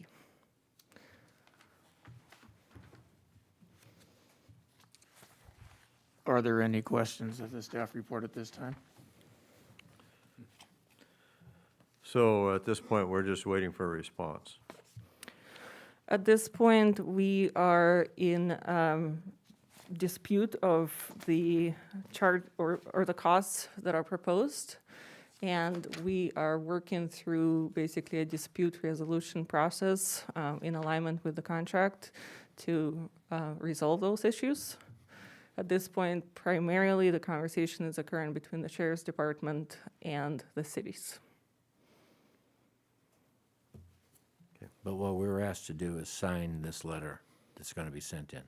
Or I asked the mayor to sign it, I should Yes, say. if the council would like to express this joint opinion of disappointment and voice your opinion as a council, as would be signed by the mayor in this joint letter, that would be submitted then to the elected officials of the county, the Board of Supervisors, and also the sheriff. And as a little background, I believe, just right off, we are the last city to come before and try to do this particular part. I understand the city of Buellton is already So the signed in Goleta. city of Buellton, I believe, had seen, or the city manager had brought forth the letter of dispute that I just submitted to meet the, the timely deadlines. Us and the city of Carpinteria are doing or considering this item today. And then city of Goleta will be considering it on, I believe, March 2nd. So next Tuesday. Right.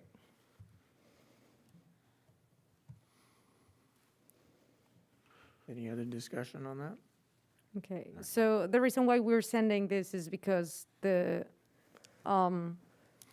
proposal that we're getting is a lot higher than anticipated, correct? It's a bit of a surprise. It was a big surprise. We don't believe that they followed the methodology of open process and negotiation and informing the cities of these calculations. As I mentioned, there was a very vague, unprepared 5.5% in November, and then this last computation that is a very significant increase was dropped onto us the day before the deadline. And so, I mean, when we deal with the county, as some of you are very well aware, there's an independently elected sheriff as well as the Board of Supervisors that have different powers and authorities. So this letter is to provide those elected officials with the information and the fact that the cities are not able to basically absorb these costs, and we also don't have all the information that we need to even be able to analyze and have an intelligent conversation. How do you ever budget for that? And if they won't provide the data, that just sounds like the state coming down right now with the data. Just, I don't know what the deal is, but never mind. That's a good point. It's 2.5. This would be 2.5 million. What do we normally pay in a year? It was about 1.8 this year, and that's already been creeping up, like I said, fairly significantly. $700,000 more. Yes, That's the 30-something 7% Right. or whatever, instead of a 5%. right. So we're questioning If they how would tell you why, that'd be one thing, but they're not telling you why. they are slowly providing us with the information. So one of the things that happened, and one of the things that we've requested of the data is that, as I mentioned, there was a change in how this model works when this current contract was negotiated. Before it was based on budget, they transitioned to actuals from 2 years ago. So there's all these true-ups that happen between what they charged that year and what it actually cost, and it's been creeping up. The calculation in prior years was done by the Auditor Controller's Office, which is another independently elected position at the county level. And this year, for whatever reason, the calculation was done by a consultant hired by the Sheriff's Department. There's some unclarity as to what happened between the auditor being able to audit it or what happened in that process. But at this point, these are unaudited county numbers that were submitted to us last minute, and we've asked a lot of information for the models throughout the year so that we as cities can analyze that data. So the action that we can take tonight is to send the letter? Yes, I make that motion. No, we've got to open the public comment. yes. If I can open to public comment? We'll open it first. Sorry. Did we have any other questions here for right now? Otherwise, seeing none, then we'll go to public comment. We have one participant now. If you would like to make a comment, please unmute yourself. Mary Ellen Rio. Seeing We none. have one left. Thanks for hanging in there, Mary Ellen. Yes, that's true. There's a But lot of people watching. No public comment there. So seeing no public comment, do we have any other questions here? Otherwise, I'll entertain a motion. I would make that motion that we send in the letter to the sheriff, auditor, whoever else we need to send it to. I'll second that. Second, Councilmember Clark, Yes. Councilmember Infante, Yes. Mayor Pro Tem Arona, Yes. Councilmember Thomas, Yes. Mayor Yurik. Yes. Passes 5-0.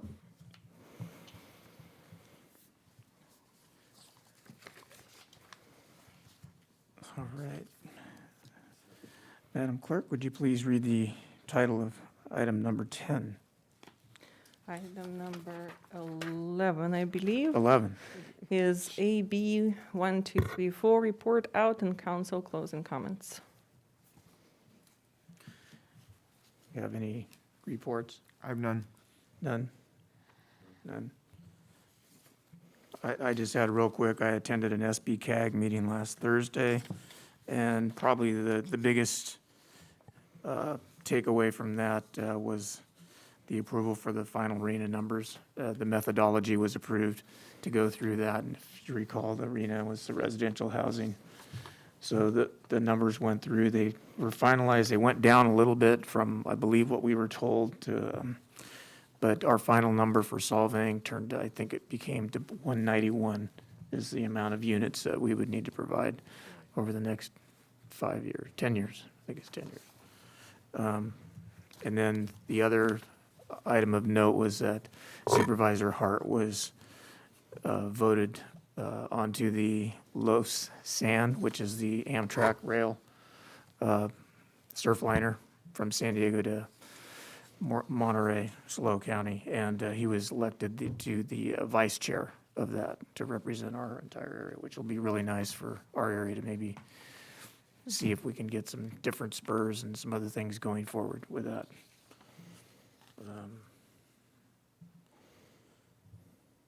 The census data was released as well for 2020, and the counts, those are going to be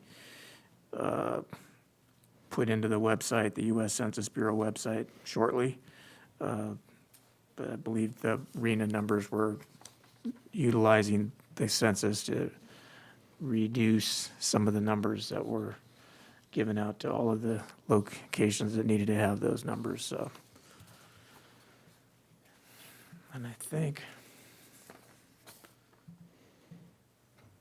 that was it, other than just letting everyone know again that I had put into the Fair Political Practices Commission, just updating everyone on that. I think that's all. Meeting is adjourned.